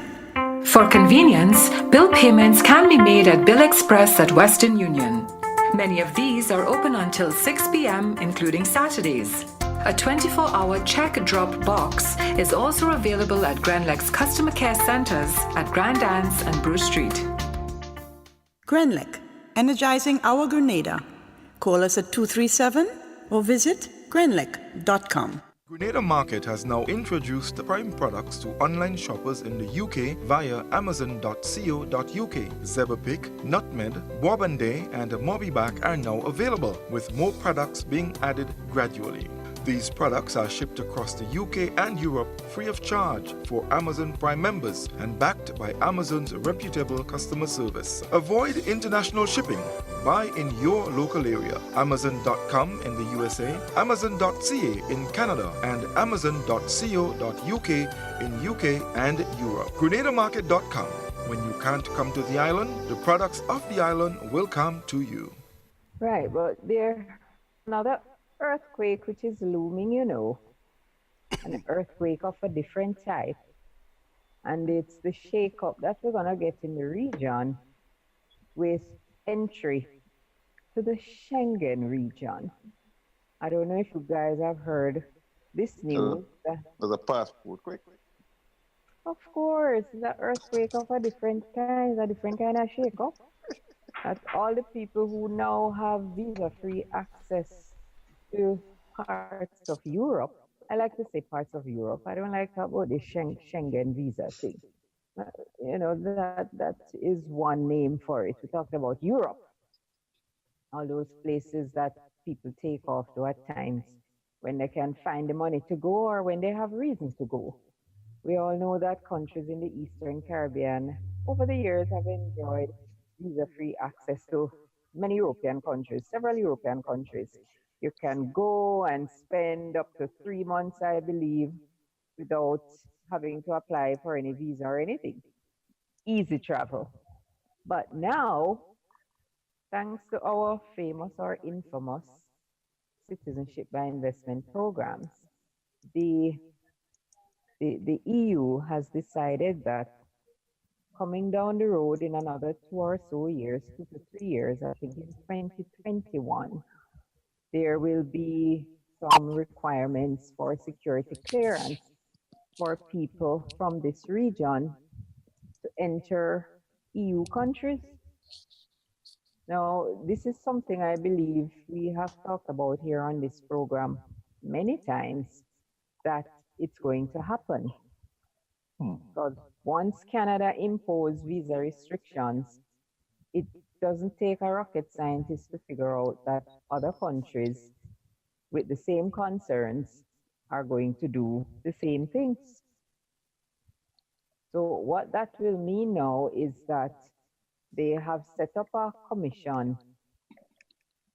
They have set up this agency, I should say, not a commission, really, an agency that is going to deal with security clearance for everyone who has a passport from Antigua is on the list, Grenada is on the list, I believe All of these all crazy of the stuff is on the countries, list.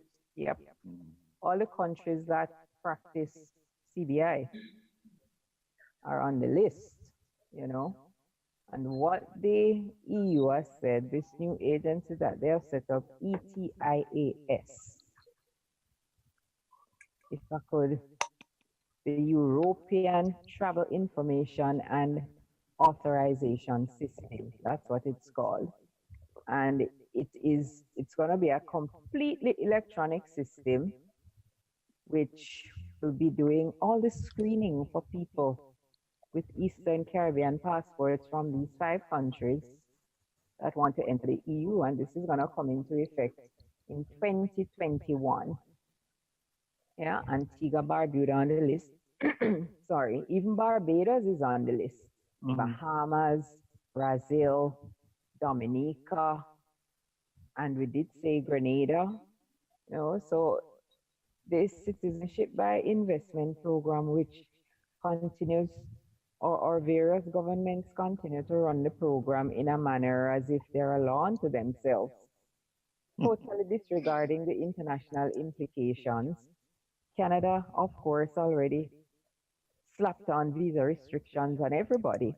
And we have our ministers of foreign affairs and prime ministers running around and telling people, oh, we're talking to Canada, negotiations are well advanced and we expect to see some things happening, pretending as if Canada is going to discontinue the visa restriction. It's just not going to happen.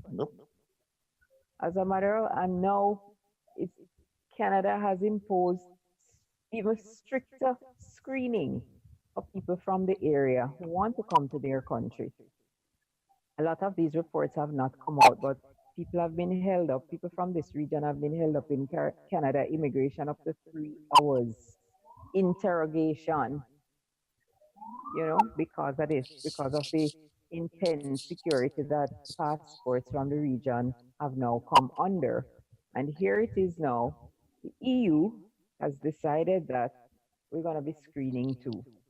So soon and very soon, you'll find that passports from the Eastern Caribbean do not allow visa-free access to a lot of places at all, because it's going to be severely restricted. Add to that, Beverly, about 3 weeks ago, a month ago, there was this big hooray in the EU about the question, the same citizenship by investment programs, that they were looking at it and saying that they don't want it in the EU.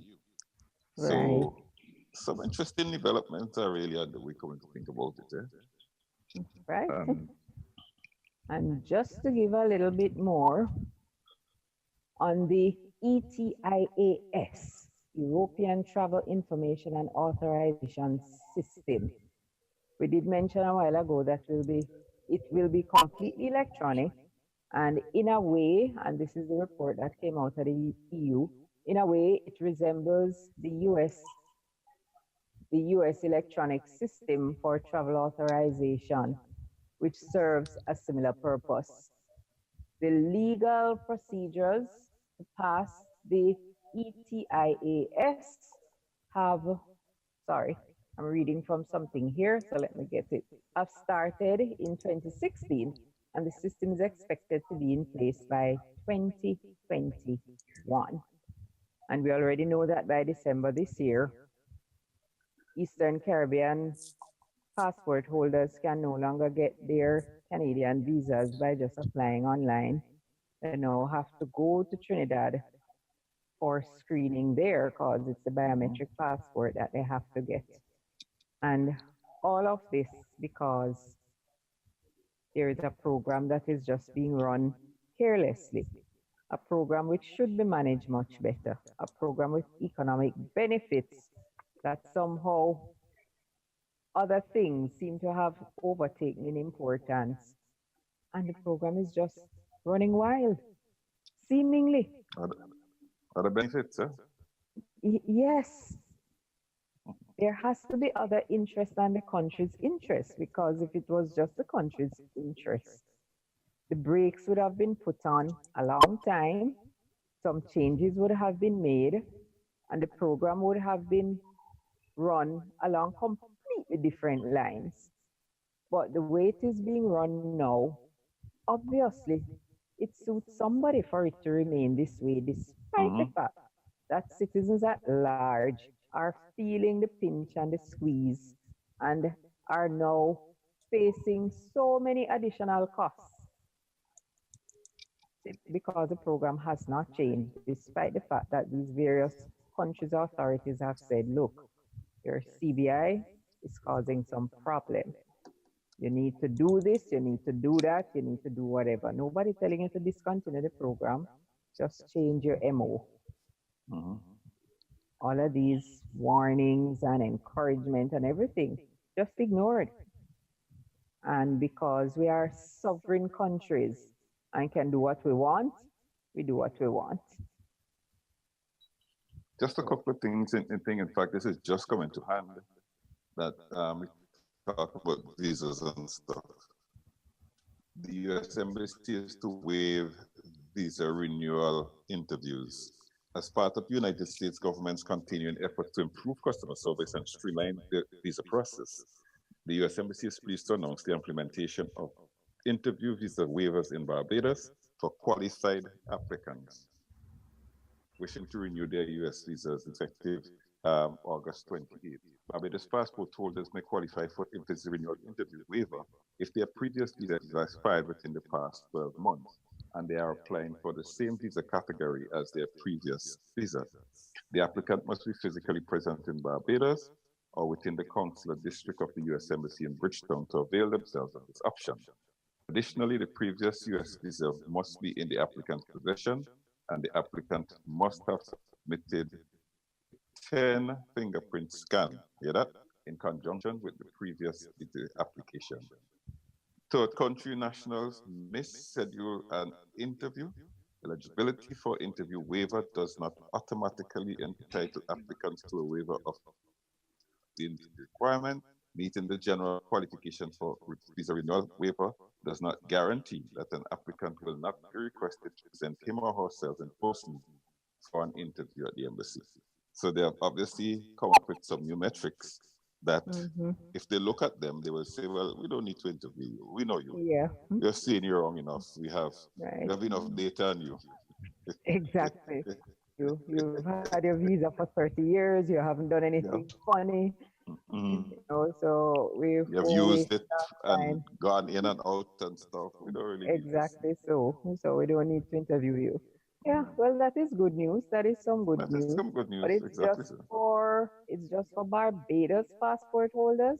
You No, said no, something no. They about said what they said about the Barbados passport holders that they will seemingly have it easier because they're there. But they right. said third country nationals, which is like us, must schedule an interview. In other words, you must go online and schedule an interview. Eligibility for interview waiver does not automatically entitle applicants to a waiver of the interview requirement. Meeting the general qualifications for visa renewal interview waiver does not guarantee that an applicant will not still be requested to present him or herself for an interview. Right. But once So you schedule the appointment, I guess they look at it and they'd look at it and check out determine your what they're going to do. data and Yeah. determine if you just send the passport or if you have to come. I have to shop, right? Yeah, well, that is good news. That is really good news. That Because is good news. it is quite costly to travel to absolutely. Barbados just for your visa. If you have nothing else to do in Barbados, I mean, You have to fork out all of that money to pay your family. You have to find a hotel. You have to pay for transportation. You have to eat. You can rack up quite a big bill Oh, just to go absolutely. down there for a visa. So that is Absolutely. good news. That is absolutely good news. But it's only And for renewal. And quickly, as we were talking about CBI a while ago, and some of what is coming off, you might have known that Barbados' former commerce minister is being held in the United States on money laundering charges. He appeared in court today. He's actually facing 20 years and could be fined up to 1 million Barbados if convicted on bribery charges. Now, that must cause a few people around to begin to think. I hope it does. It should. It should. I hope it does. Because Yeah. he has been caught, but I am absolutely sure he's not the only one But that's my point. among our government officials in this I put it region. this way: he look kind of low down on the totem Way down on the pole, because totem I pole. sure there are people higher up with more power who Of course. would have done And different things. But let's wait and see. right.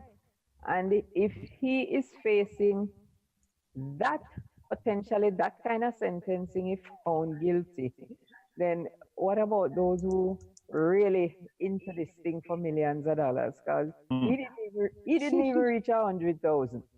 Exactly. Oh my goodness. Boy, oh boy. Well, the only thing that changed because they had restricted his movements when the indictment was read. Now they have allowed him to move a little further. Obviously, he has a bracelet, but they have given him a little bit more space to move in. But all of the other bail conditions remain the same. Yeah. And of course, he pleaded not guilty, which was expected. Yeah, well. Yeah. His lawyer's going to shortly tell him to do that. So let the prosecution prove its case and let the chips fall where they may. But it's embarrassing and it is just sad when people who come forward and put themselves up to serve the country and then turn around and get involved in activities that find you standing before the courts facing these kind of charges. In Jamaica, we say, shame on a load, but he broke neck. And they just have to have something, eh? What was that say? Shame on a load, but he broke neck. Yeah,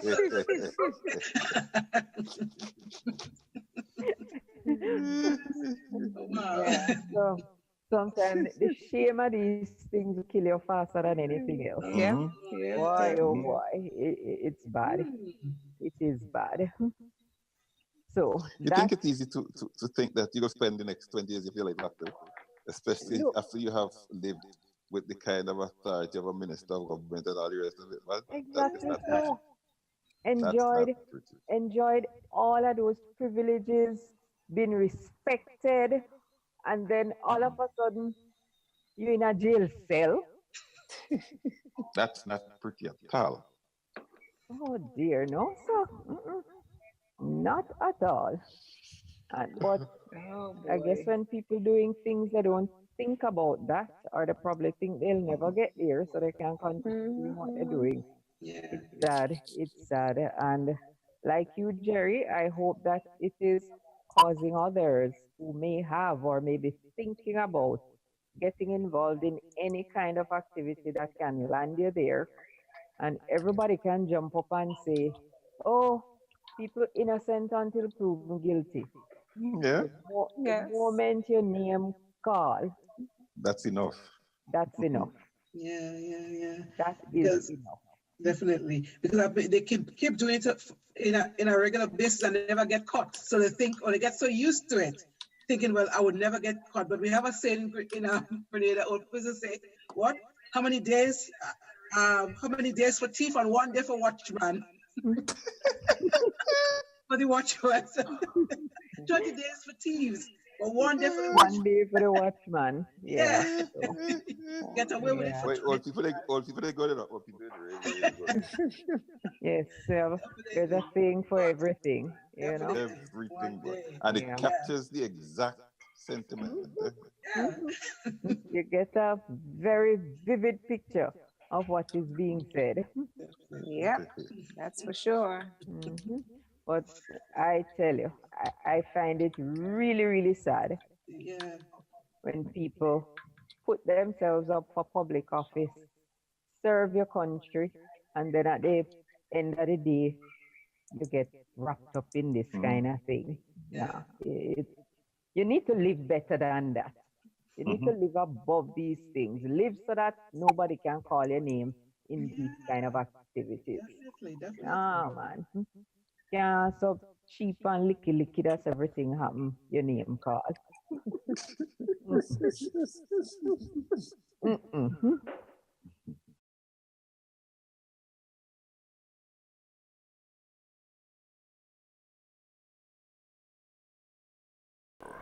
Yes, yes, yes. We're still here, folks. I am. I am.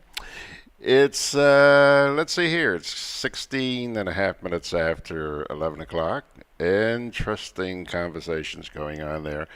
And I want to share something with you that came in a little bit earlier on. I didn't want to interrupt the program to put this in, but came from Tessa. Tessa says, George, and this is about the earthquake situation here in Grenada. She says, George, I was asking whether the authorities did any assessment of the buildings for structural damages after the quake.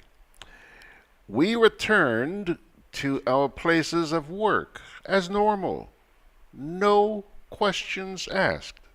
So says Tessa. Then she goes on to say, I can't recall in my lifetime experiencing a quake of this magnitude in Grenada. Schools are reopening soon. Will the schools be checked for structural damage? I think NADMA should spearhead an assessment of public buildings as well as conduct some public awareness program on how private owners can go about assessing their private properties. Yeah, so says Tessa on Rumble Chat there. 18 minutes after the hour. From renewable energy programs to energy efficient LED streetlights and electric cars, Grenlec is playing its part in increasing efficiency in electricity usage. Investing in new technologies to minimize costs, decrease our nation's dependency on fuel imports, and reduce pollution is just part of what makes Grenlec a good neighbor. For more information, visit grenlec.com. Conveniently located in the Grenada Shopping Center, for over 40 years, Food Fair has provided quality service at affordable prices. Now, grocery shopping is made easier and more convenient from the Food Fair web store. Hey, babe. Listen, I need you to go down to Food Fair to get some groceries. All right, no problem. Right away. Thanks, babe. What are you doing? You're supposed to be going Food Fair to get a grocery, man. I am, but didn't you know you can order your groceries online from the Food Fair web store? Are you serious? Of course. All you have to do is just to log on to www.foodfair.gd with credit card in hand, and with an order of $100 or more, Food Fair Grenada will deliver up to 3 miles away. And you don't even have to worry about your information, you know. Their safety measures are excellent. So hold on. You just order online and Food Fair will deliver to you? Yep, Oh, baby, better hurry up and order, man. I already did. They should be here any minute now. Enjoy easy online shopping anytime from your home or office from the Food Fair web store. Food Fair, where you can fill your baskets without emptying your pockets. We want to look at National Insurance Scheme money, a story that came up in Grenada, but we know it's true right across the region where NIS money, National Insurance Scheme, that scheme that people work all their life and pay into, so that when you're sick, you can get some money, you go on maternity leave, you can get some money, and more importantly, when you retire, you can get some money. We understand, and I'm going to be reading from an article which was published in Now Grenada. That's the National Insurance Scheme, and that's the National Insurance Scheme in Grenada, has paid out more money than it was able to collect for the first 6 months of 2018, and its management wants appropriate changes to be made to extend the life of the fund. For January to June 2018, the NIS paid out 42.05 million in benefits and collected 39.9 in contributions. This means that contributions collected for the period were not enough to cover the benefits paid out during the period, and that was announced by the NIS on its Facebook page. The article continued, when questioned where the extra money came from to settle the payout, Lisa Douglas, Public Relations Officer, explained that the scheme had to dip into its reserve and from income on investments. So, that is what happened with the NIS in Grenada this first half of 2018, and one of the measures that the scheme is asking for to extend the life of the fund is that the retirement age be pushed to beyond 60. Mm-hmm. Yeah. You see this question of retirement in the region. It bothers me tremendously because I do not think that people are taking this matter as seriously as we ought to. Now, the first question I asked on this one, what really is driving the payouts in Grenada? That the payouts has for the first 6 months, they say 80% of that money which was paid out went to pensions. Exactly my point. That's exactly the point because I'm making. I was going to ask the question. I was wondering what was responsible for the shortfall. Well, they had less contributions. Yeah, but I mean, and it's going to continue like that. What it means, Margaret, is that even though we'll hear that there are so many jobs and so many people working, the NIS is collecting less money. Well, that's what I was going to say, because if you have a shortfall, it means that there are not enough people coming in at the bottom of the pool to put money in there in order for you to be able to make those payments. So it says something about the employment situation. Of course. Which is contrary to what politicians would have you believe. We know that, right? Because if you're telling me that you have increased employment, blah, blah, and the whole works, then it means that NIS should have, the required amount of contributions to make the payments, and there should be an increase. But if you tell me there's a shortfall, it's one or two things. I mean, it's either that there's not enough people working, or somebody is cheating the system somewhere. The system is not being cheated, quite frankly. No, I'm just saying, No, I hear you. Saying, yeah. So just say, let's put that away. I don't think the system is cheated. I think that what has happened clearly is that, okay, let's back up. Everybody seems to go and say that the real correction to this has to be moving people's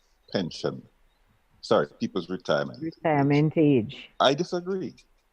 I'm not saying that it's not one of the things that can be done, but that seems to be the only solution that we're focusing on. Here's my point. What has happened with the NIS in the region is that we have been investing on things that cannot give us the return to sustain the investment. We keep insisting that we must invest on things in the region that give us 3 and 5%. 3 and 5% cannot sustain national insurance schemes in the region. It simply cannot. And then a lot of it is being used to buy government paper. Okay? Most of the governments, if not all of them in the region, have issues with their economies. Okay? Most of them are in deficit. So yes, you have a blip. Again, it's nothing more than 5 or 7%. We need to start to look outside the region for investments. And real investments of the. Just to put something you said in perspective, Jerry, when the NIS buys government paper, in effect, it's lending money to the government. That Yeah, is all it is doing. that's precisely what it's doing. So let's make it absolutely clear. So that There's is, really no benefit as such. I don't consider that an investment. Mm-mm. No. But you see, it's being told to us that it's an investment. And then Mhm. Grenada had the problem where they had to have a haircut anyway, Exactly. That's just what I was coming at. right? And You know? we are now seeing what that is causing. We are now seeing the impact of that. And I'm going to predict that if this came as a result of pensions, it's going to escalate. It's not going to get less. Because every year you have more people who are coming into pensions demand. More people are retiring and less people are getting into the system. Yeah, I mean, I know Jerry says that the delaying the retirement age is not going to make, but you are going to have to, No, what I because say, even here in the hold on, United Margaret, what I'm States, saying yeah, but because even is it tends to be the one thing that they always hear, the only thing that they're doing. And I am saying, no, we right, have to go beyond that. You know? yeah, because I mean, you have ridiculously early retirement ages. I mean, you're talking about And 60 in Grenada 55, people retiring at 55. exactly 55. 55. That's the thing that blew my mind about St. Vincent at Yeah. 55. How does It's just that make nonsense. sense? So Nonsense. it makes no sense. It means that somebody retires at 55 and they live until they're 95. You're actually paying that person for 40 years of Hmm. doing nothing. You're paying them pension for longer And than they can we do actually it? work. Exactly. That's right. It's not sustainable. In fact, not just it isn't sustainable. When you really walk out, and I had all these figures, these people walked out. When you walk out, some people get back their full input long before you know. Yes, the NIS says Long before. like on average, what a person pays in as contribution, they would get that back in a pension like within 3.5 years. Yes. So they would have gotten back their total contribution and then they're getting other people's money because you can't stop paying them. Nope. It's a pension. But they have stopped contributing. Well, which is basically how these things run anyway, because a person is never going to contribute how much money they need to live on in retirement to these systems. So it relies basically on workers coming in at the bottom to keep those at the top to keep going. I mean, like it or not, it is a Ponzi scheme. But listen, even when Like they it tell or not, you, it's the same thing with Social Security. It's the same premise of Social Security here. They yeah, rely it is on a workers Ponzi. coming in to contribute in order to pay people who are retired now. So you have to hope that enough people come in to pay for you when you retire. That's the reality. It's a But Ponzi scheme. let me tell you what the big issue there is. It's not just so much the workers coming in. Even if we have workers coming in today, the level at which these workers are coming in, people might both have some laborers coming here, some from this coming here. Even if you put in 100 laborers, right? And you look at, say, 25 higher salaried persons, the 100 laborers cannot make up for the 25 higher salaried persons. That's So true. even when the government said to you, we have increased employment, we have employment, the quality of the employment that is there cannot provide the pay. Exactly. That is another. Cannot provide the pay. And Margaret says it's a Ponzi scheme. And in a sense it is. But She's right. I believe we do have an obligation to look after the elderly people in the society. And if paying them pension is one means of doing it, then I don't have a problem with that. We just have to find a sustainable way to collect and pay pensions. And that is why the investment portfolio in the NIS was established, because it was clear from the beginning that it could not be run on just contributions and payouts. That would never have worked. So invest. But now, especially over the last 10 years in this region, the governments have borrowed and taken out so much money out of the NIS, and the investments have not really been the best. Look at CLICO. A lot of the NIS schemes across the region lost a lot of money in CLICO. And that money is just not coming back. And it's not going to come back. They have lost a lot of money in government paper. They put a lot of money in buildings that are just there and not earning any money. And the investments have not all been well thought out. Jerry said it in passing. But it's a serious issue that needs to be drilled down and examined properly. The NIS need to look for investment elsewhere. But our Listen to me. government... I took a look since seeing this story. I went through all of the OECS, NIS, the boards and stuff like that. That's another place we have to start looking at. We have to find, because somebody has a degree in finance or whatever it is, does not to me. This thing is too serious. We need some other kinds of professionals at the helm. But in many instances, most of these people who are put there are politically appointed people. Listen, if seriously, if we're going to seriously look at this question of saving this thing, we need a different kind of people up front there. And we need a different sense of boldness. And my first point of departure, we have to find, look at the United States. They have all kinds of new technologies coming that you could invest in. Why can't we use some of our money to invest in your stock market? Nobody could tell me that can't be, that is so difficult or off the chart. I was once told when I proffered that, well, you see, we don't have any people with this skill. I say there's enough people in diaspora, those skills. Exactly. Right? But it goes to show what I said about the Ross University Dominica. When Dominica had the opportunity to buy shares in Ross University, there was 75 million shares on the market. They could have bought shares at $12.60 per share, right? And bought a 5% of it so that they get a place on the board. We continue to see ourselves in this kind of myopic view, and that's what's going to hurt us. Mm-hmm. We're in a global market. Why can't we do some more global investments that have better returns and things of that nature? And we know for sure that those investments are better managed. But as long as we feel that we need to take only investments from our region, let's face it, which big company in the region is really doing so well? Which? Just be honest about this. But Jerry, the same people who are talking about how difficult it is to invest in the US and other markets overseas, a lot of them have money invested overseas, you know. A lot of them own businesses and own properties overseas. Yeah, but it's okay for them to make that decision privately.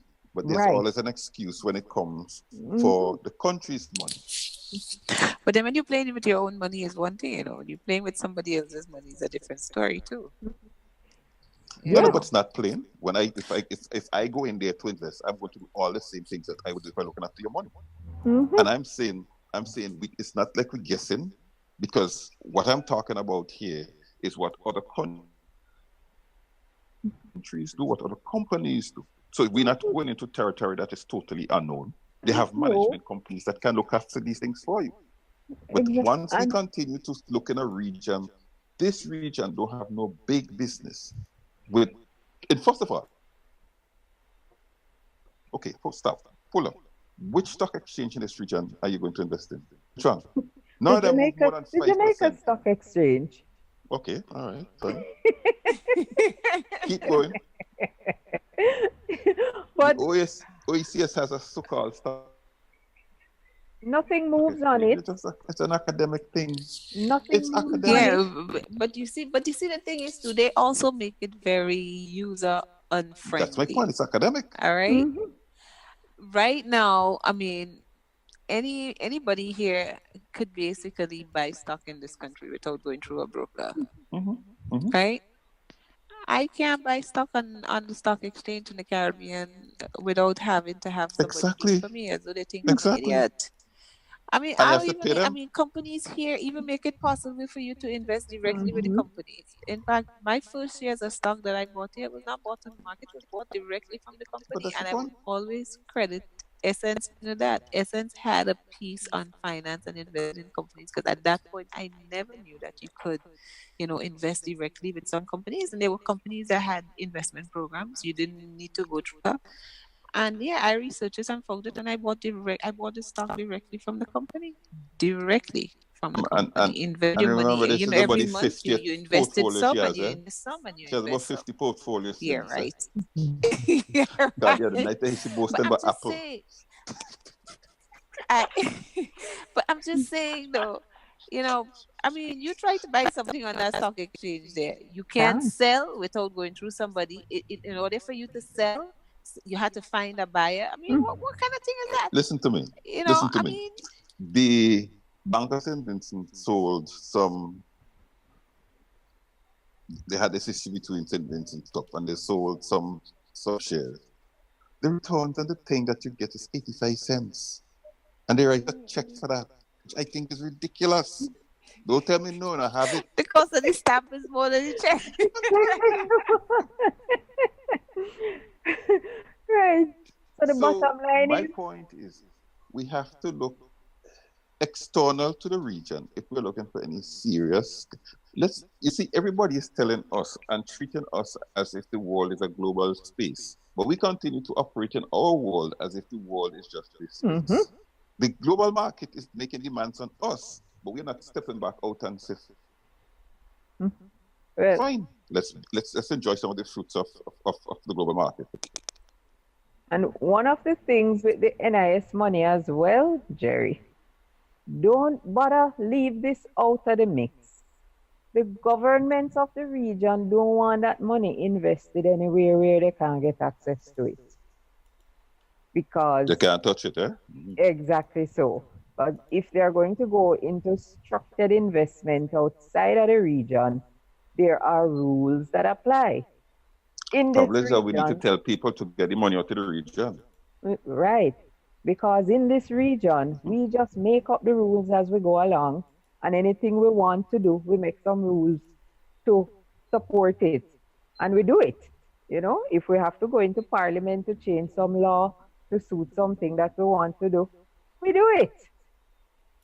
We are not disciplined enough to obey the rules that exist and let the chips fall where they may. It's not a question of discipline, but it's not. I don't think it's a discipline issue.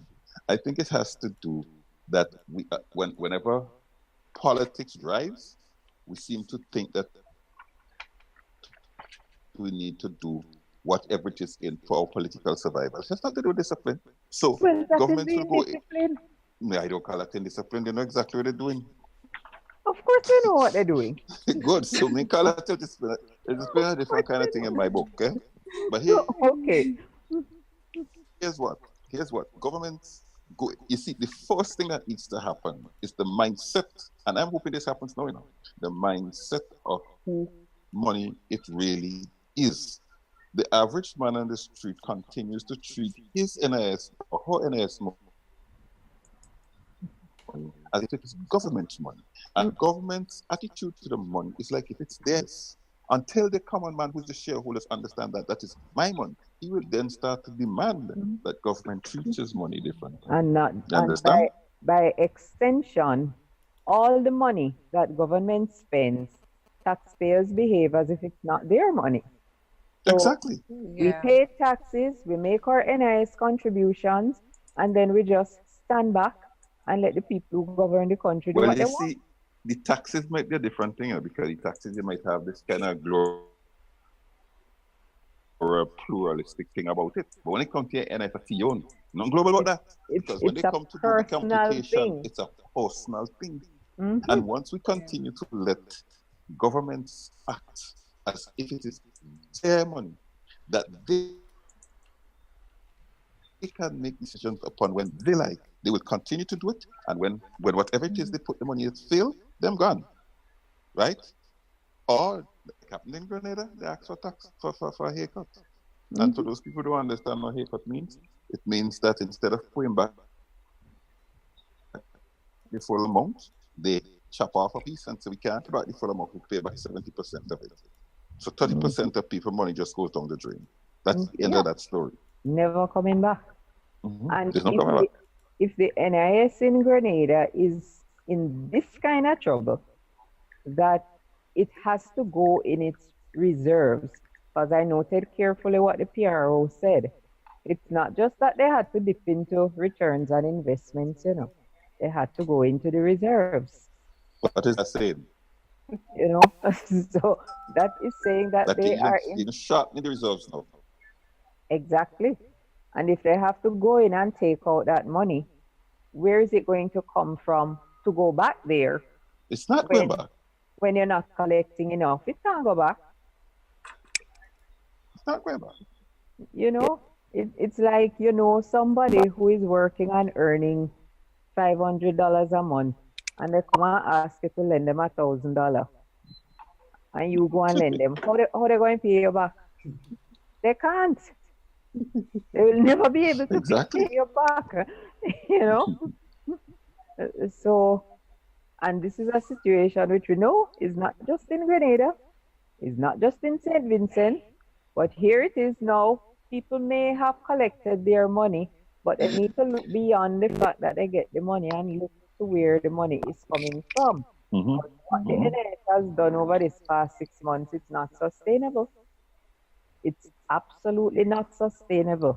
That's why when you tell me that it is pensions that they responded, that has just raised my worry, because there are going to be more pensions. Of course. And therefore there's no way to fill that hole. And there's no way to fill that hole.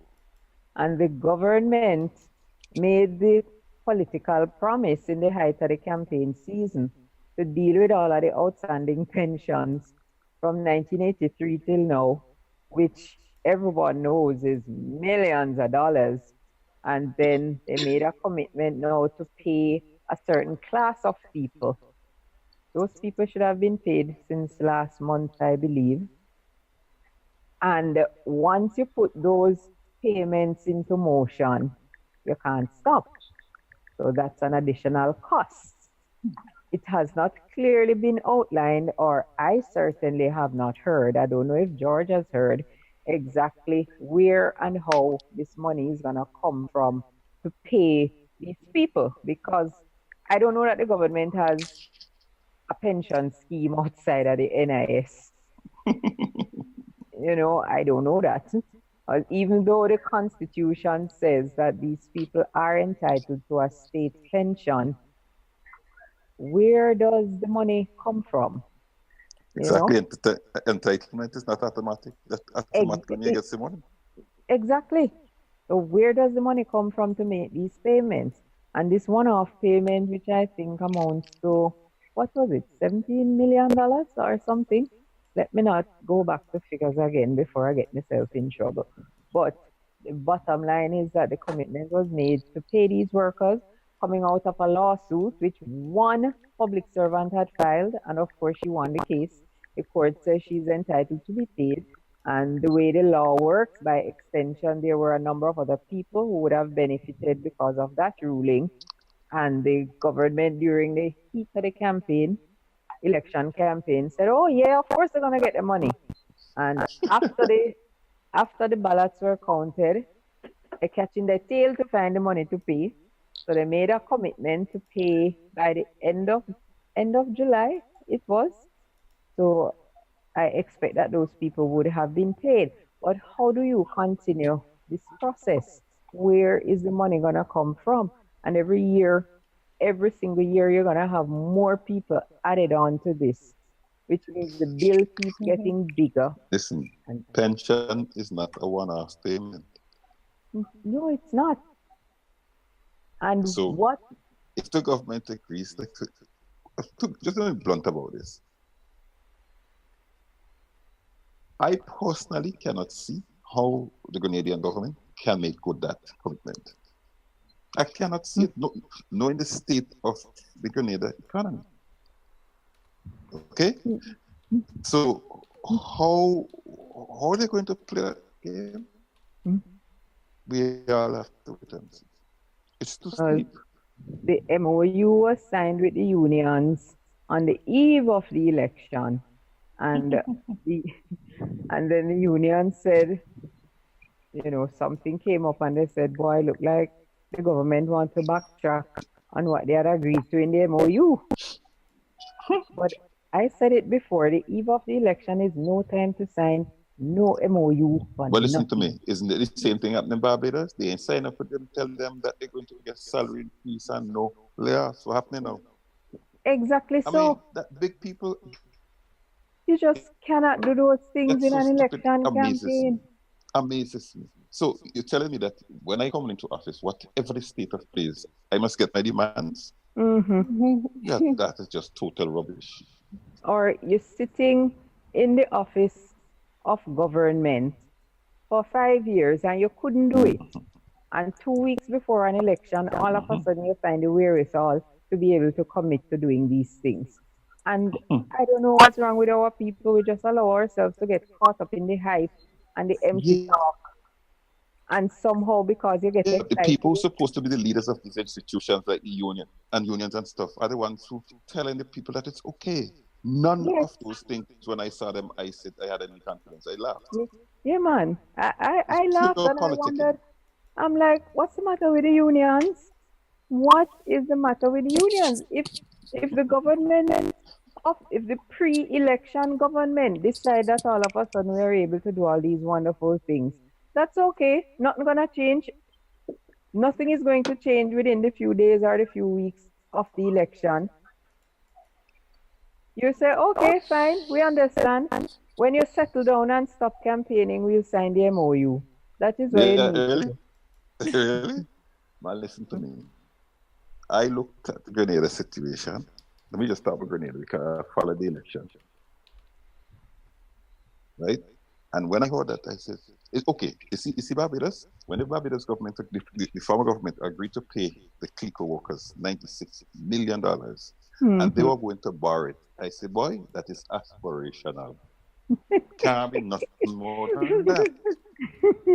It cannot happen. $96 million in an economy that was in such a mess. Now that this government has come to office, what have they told them? It's put on hold indefinitely. Yeah. No, my feeling is, why should everybody in the country be paying for the fact that you took a risk and it failed? Why should everybody in the country have to pay you back for your risk? Go to the people who make the risk, but why should the taxpayer be taking the money to pay for your risk? You understand? And I never agreed with that. It's the same way when I saw just days before in Barbados that they were making deals and they were signing things. I say, really? Trust me.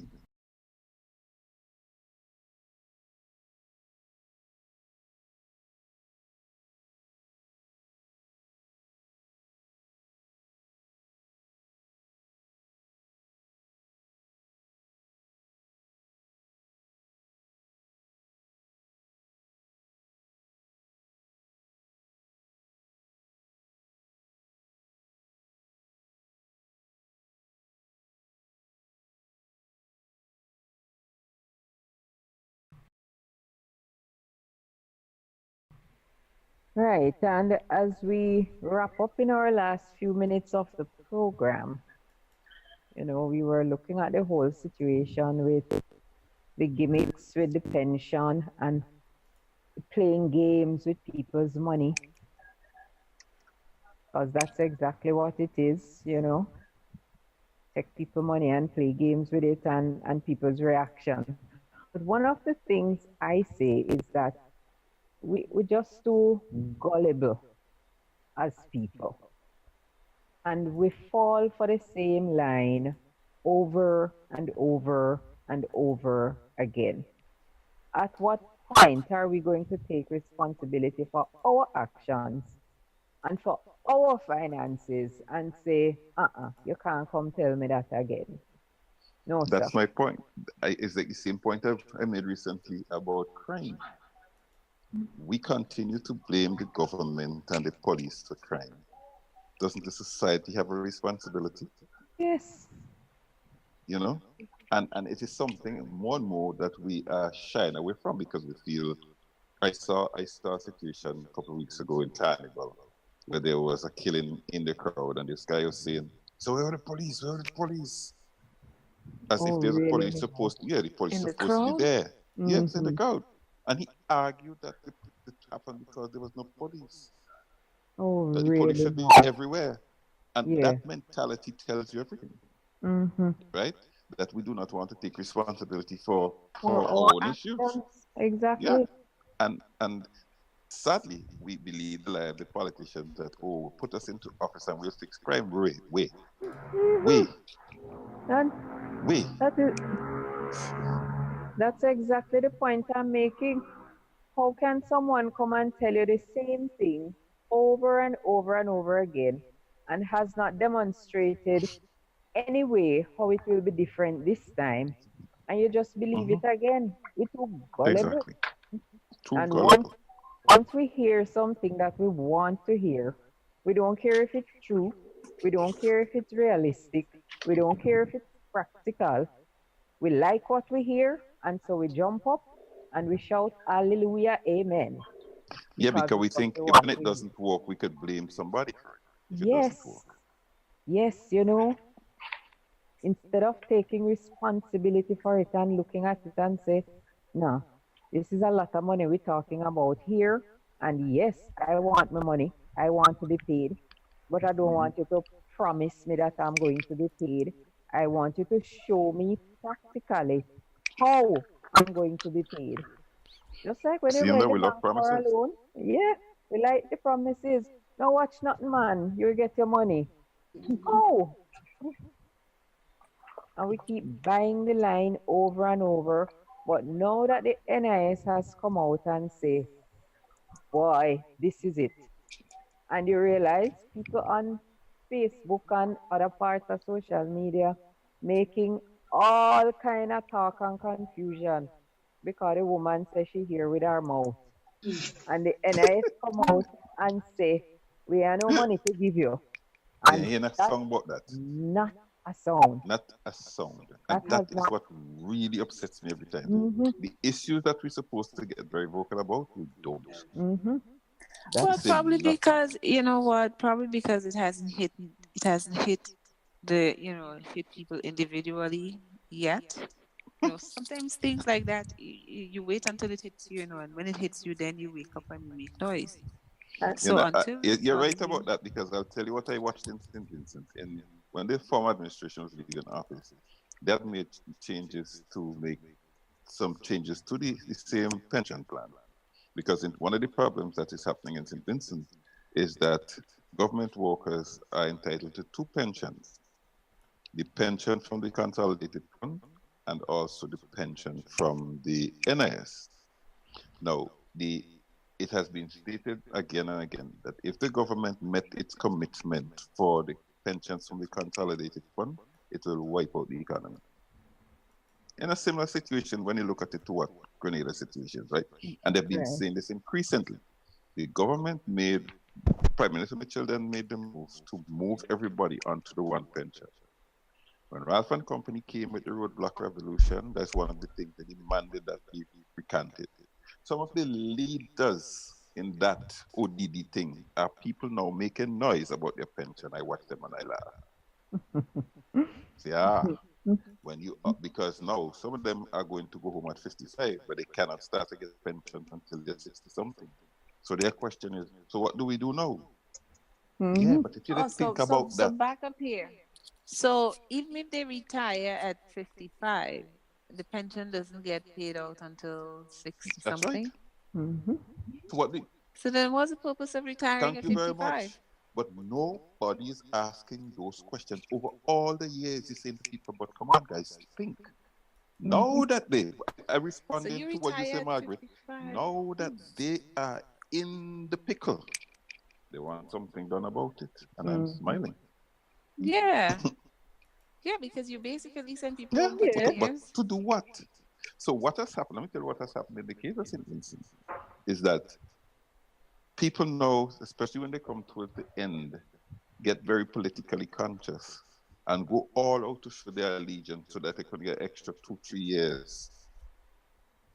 You know what I tell you? They get a contract for extra 3 years. And them is the worst ones because the government is the best thing since sliced bread. They can't say Isn't there a nothing. similar thing going on in Grenada with these contracts too, with people who Yeah, are it's the same thing. All them retiring do the from the same thing. service and then they come and they They look for a do the contract to same thing work? in them countries here, and people, Yeah, because it yeah. suits them, Mm-hmm. they feel it's okay. You Right. understand? And until Excuse like me. now, when it comes back to bite somebody personally, on a Personally, Exactly. personal level, only then they start to make noise. they say, oh, this is what we were talking about all the time. This is what was going to Hmm. happen. Well, Hmm. it's happening now. The NIS came out and made this statement. It's published. Nobody ain't paying it no attention because the fact that they got their money for the first 6 months, not telling you that, and this is not just for the people who getting money.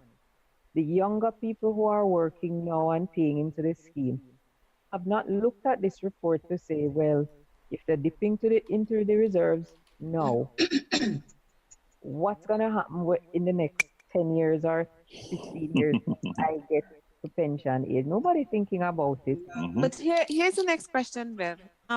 So when did this story come out?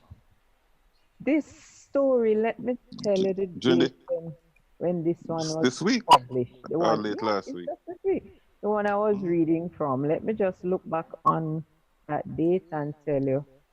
It was published on the 20, the 20, actually this one is dated the 23rd of August, this story I That was reading from. that's today. But yeah, but this came out Mm-mm. earlier in the Came out week. before. It's about two Okay. Yeah, days ago.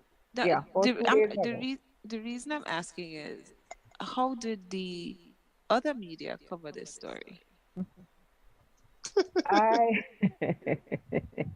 This is the only place this story is covered. Are look, you serious? look. I'm dead No, serious. because let me tell you No, something. Bev, wait, this story, what was the source of your release, Bev? it's a story which was published on Now Grenada.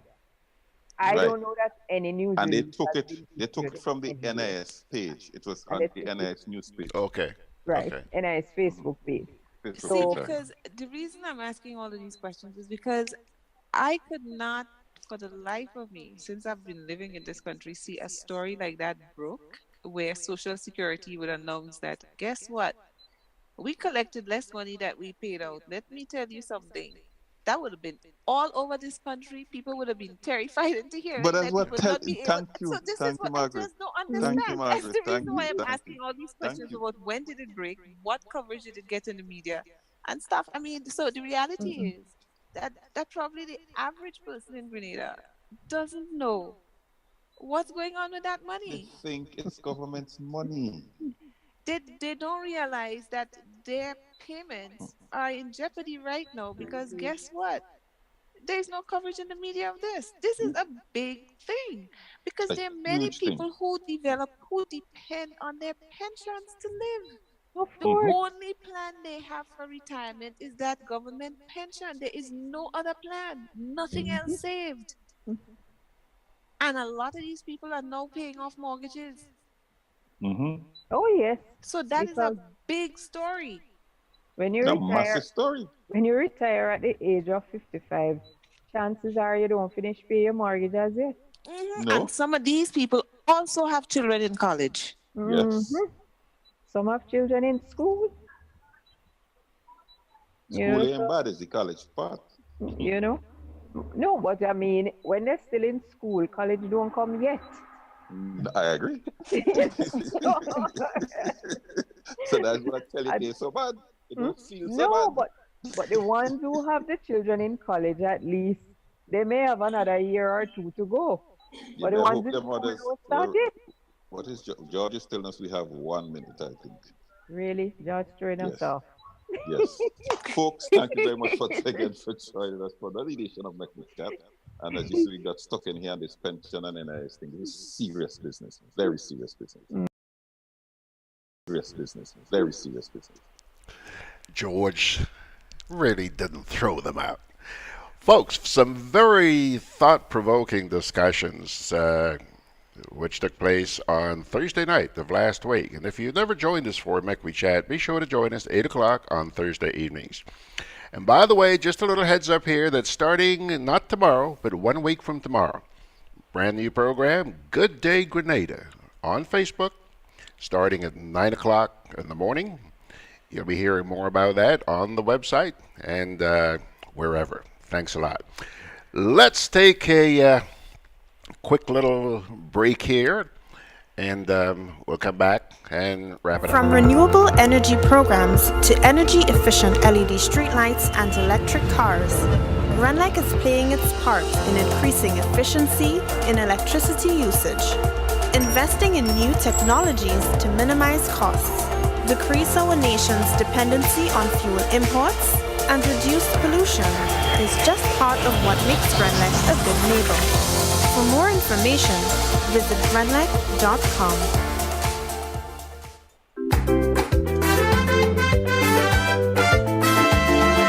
Grenadian General Insurance Company, strength and stability. Grenadian General Insurance Company, tell your friends and your family. We cover householders comprehensive, motor and even fire too.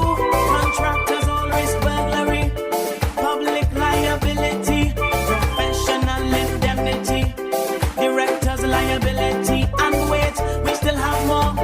Come and find out more what you're waiting for. Grenadian General We are located on Scott Street, St. George's. For more information, call 440-2434. Tell everybody. Hubbard's Agency, located on Kirana James Boulevard, St. George, carries a wide range of quality brands such as Dutch Lady Milk, Danny Chicken Luncheon Meat and Salami, Welch's Juices, Chief Seasonings and Snacks, Rinse Laundry Detergent, Bop, and so much more. For a quality wholesale experience, visit our store today. Our experienced and friendly staff awaits you. Hubbard's, quality service, affordable prices. Okie doke, folks. That's just about going to do it for today, the 26th day of August. But before we go, parting word from the Holy Scriptures. Zephaniah chapter 2, verses 1 to 3. Gather together, gather yourselves together, you shameful nation, before the decree takes effect, and that day passes like wind-blown chaff, before the Lord's fierce anger comes upon you, before the day of the Lord's wrath comes upon you.